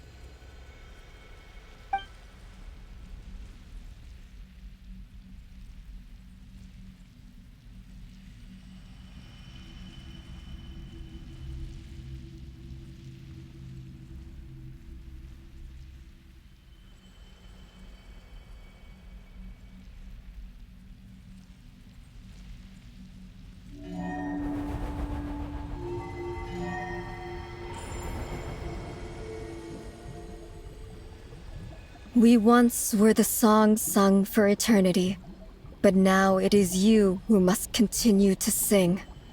We once were the tides in the great river of time, but now we subside, and you arise.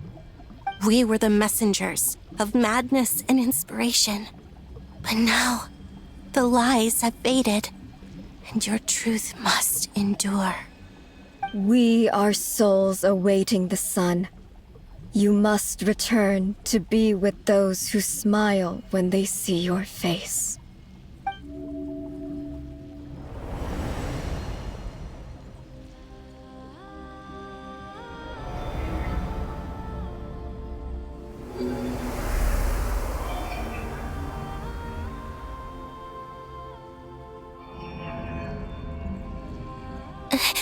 Is it done?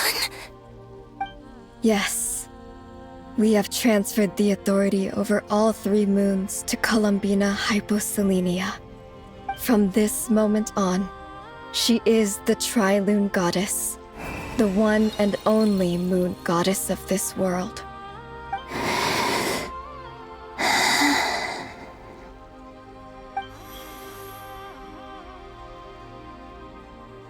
Thank you. Thank you, my sisters. Now go, and do what you believe is right, Columbina Hyposelenia.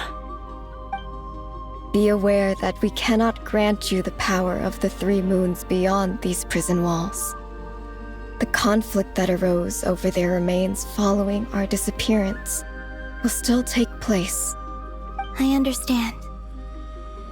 Sisters, oh, my body. It feels... Now that we have given up our power and authority, our bodies are merely mortal shells. This prison is dissolving them as we speak. It's okay, Sonnet. The end must come for every god, just as it does for every human. That's all this is. The final destination of our lives. Canon and I will be by your side the whole way. We have one final request, Columbina. Could you use the 3 moons' power to send us back into the real world? Now that we have lost our powers, I doubt this space will seek to hold us further. It's just... we would like to spend our final moments together in the only place we ever called home. Of course. Gladly.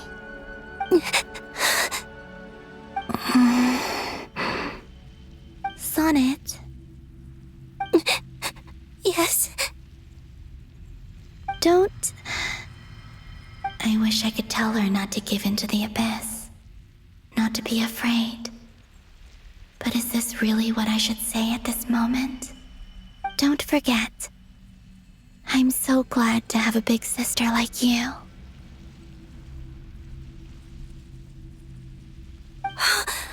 No, Hypo. Thank you.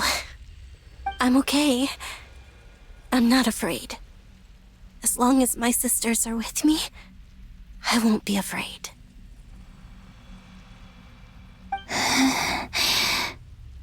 It looks like this is goodbye, sisters. Goodbye, Columbina. Take care of this world in our stead. I will.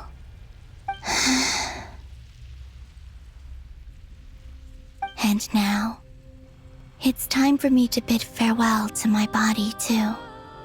May it become the moonlight that keeps Nodcry company through the long years ahead.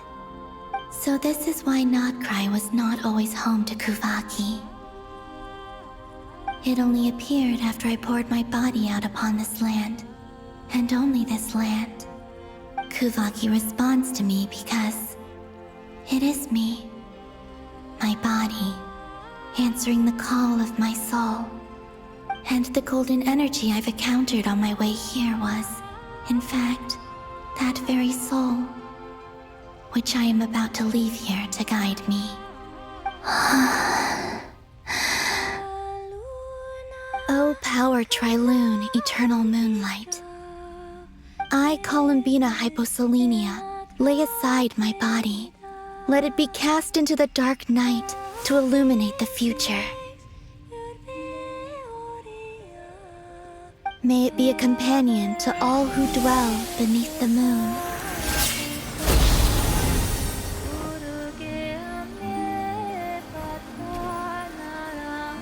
Until the time comes for me to return home.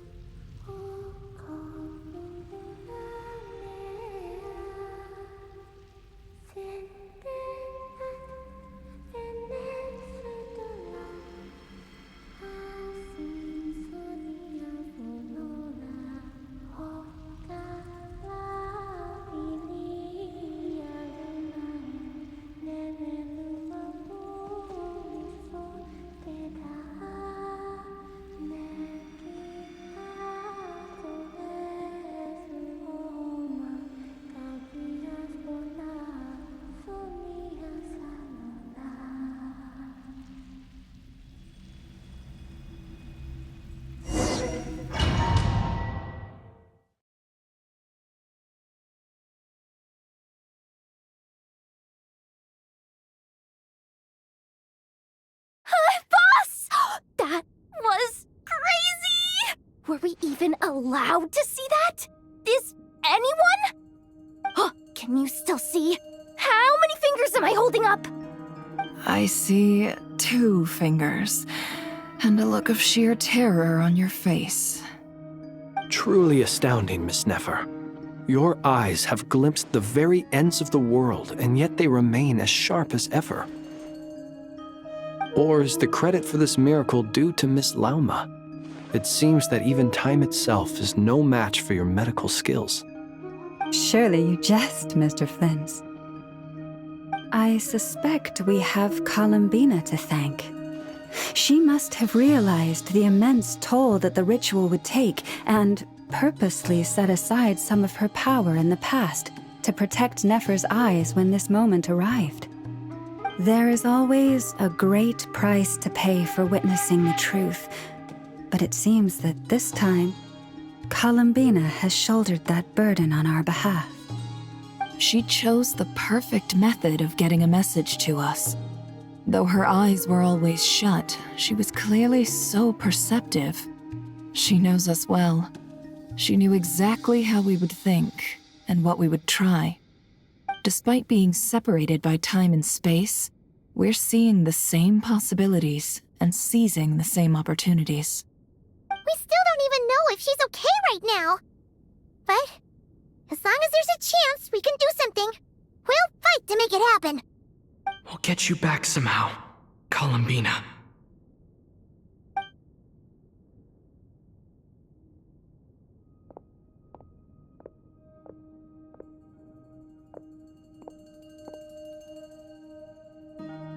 Well, based on the information we now have, let's figure out our next moves. Thanks to these gentlemen, we have a much clearer picture of the situation with Dottore. The civilian population has been moved to safety, so we no longer need to hold back. Miss Androne, How are the calculations going? So far, so good. I'll keep seeing how far I can push the system, though. Can't have Hatman being powered down for nothing. There's still a long road ahead. Where should we begin?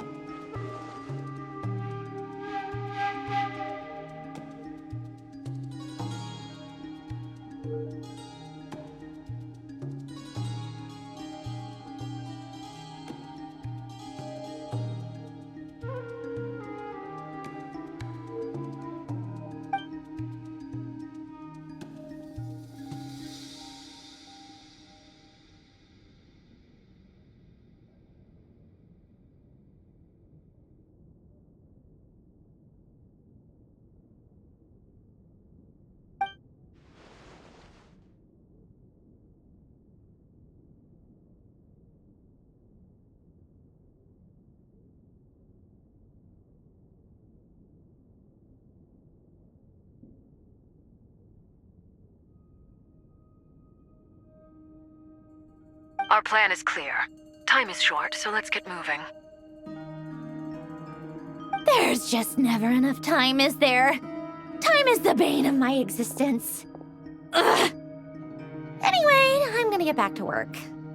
All right, we'll do our part too. Yeah.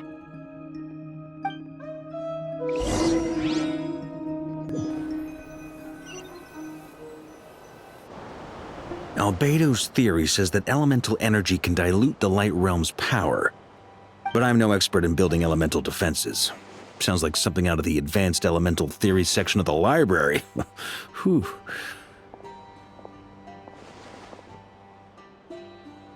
You seem quite troubled. Well, yeah. I mean, who doesn't get a little flustered when they're completely out of their depth? You were the very picture of confidence back when you approached the Hexen Circle. Eh, I could have been faking it through that whole meeting for all you know. Who's to say I'm not just a ball of nerves in a charming and gregarious package? Oh gosh, really? I'm so sorry, I had no idea. Well, you're all the braver for it. Still, I was much more in my comfort zone than I am here. At least in Mondstadt, you can cry for help from a cliff top and actually stand a chance of summoning Barbados himself. Things have never looked bleaker than they do now. If we don't pull this off, Tevat's doomed, isn't it? Oh, you think so? Actually, yes. Yes, it probably is. It's a shame. Don't put too much pressure on yourself. Tevat has faced annihilation many times in the past, but it also gave us you, didn't it? Hey, don't give me that. It's not like I'm anyone special. I disagree. Every human born in this world is special. We angels have always believed that. In that case, this humble human being has a big favor to ask of you. I thought you might say that. I'm sure Alice, in her great wisdom, sent you here precisely to help us in this difficult time, yes? Well, that has less to do with her wisdom and more to do with my power. Of course, of course. Well, the thing is, these elemental defenses we're about to build, I don't think it's a question of if they'll fail, but when. Durin's findings from his patrols make it clear that Dottore is constantly expanding his territory. First it was his lab, then the design bureau, and now this. It's not realistic to completely stop him encroaching on the rest of Nagrai. Rather, our goal should be to stall him for as long as possible. If Miss Sandroni's calculations are correct, well, they're the closest thing to certainty we have in this situation, so let's assume they are. Anyway, her calculations suggest that our best hope for victory lies in Miss Columbina's return. It's up to us to slow Dottore's advance and buy time for her to make a return. Are you asking me to help you with building the defenses? No. I'd like you to prepare for what comes next. When he eventually reaches us, we will have to fight him. You were an angel once and a mage now. I'm asking you to lend us your protection. Oh. Can I take it that you're triggering the terms you fought for during our three-way talks? Well, technically those terms were about protecting Mondstadt. But if you're happy to agree to the change in location, then yes, let's do that. You're cashing in on this much sooner than I'd imagined. Well, yeah. The way things are going, I might not get another chance. Very well. The mages have heard the knight's plea, and we will respond. To tell the truth, Alice and I had already discussed how we might help you all, so I didn't come empty-handed. I always like to be prepared.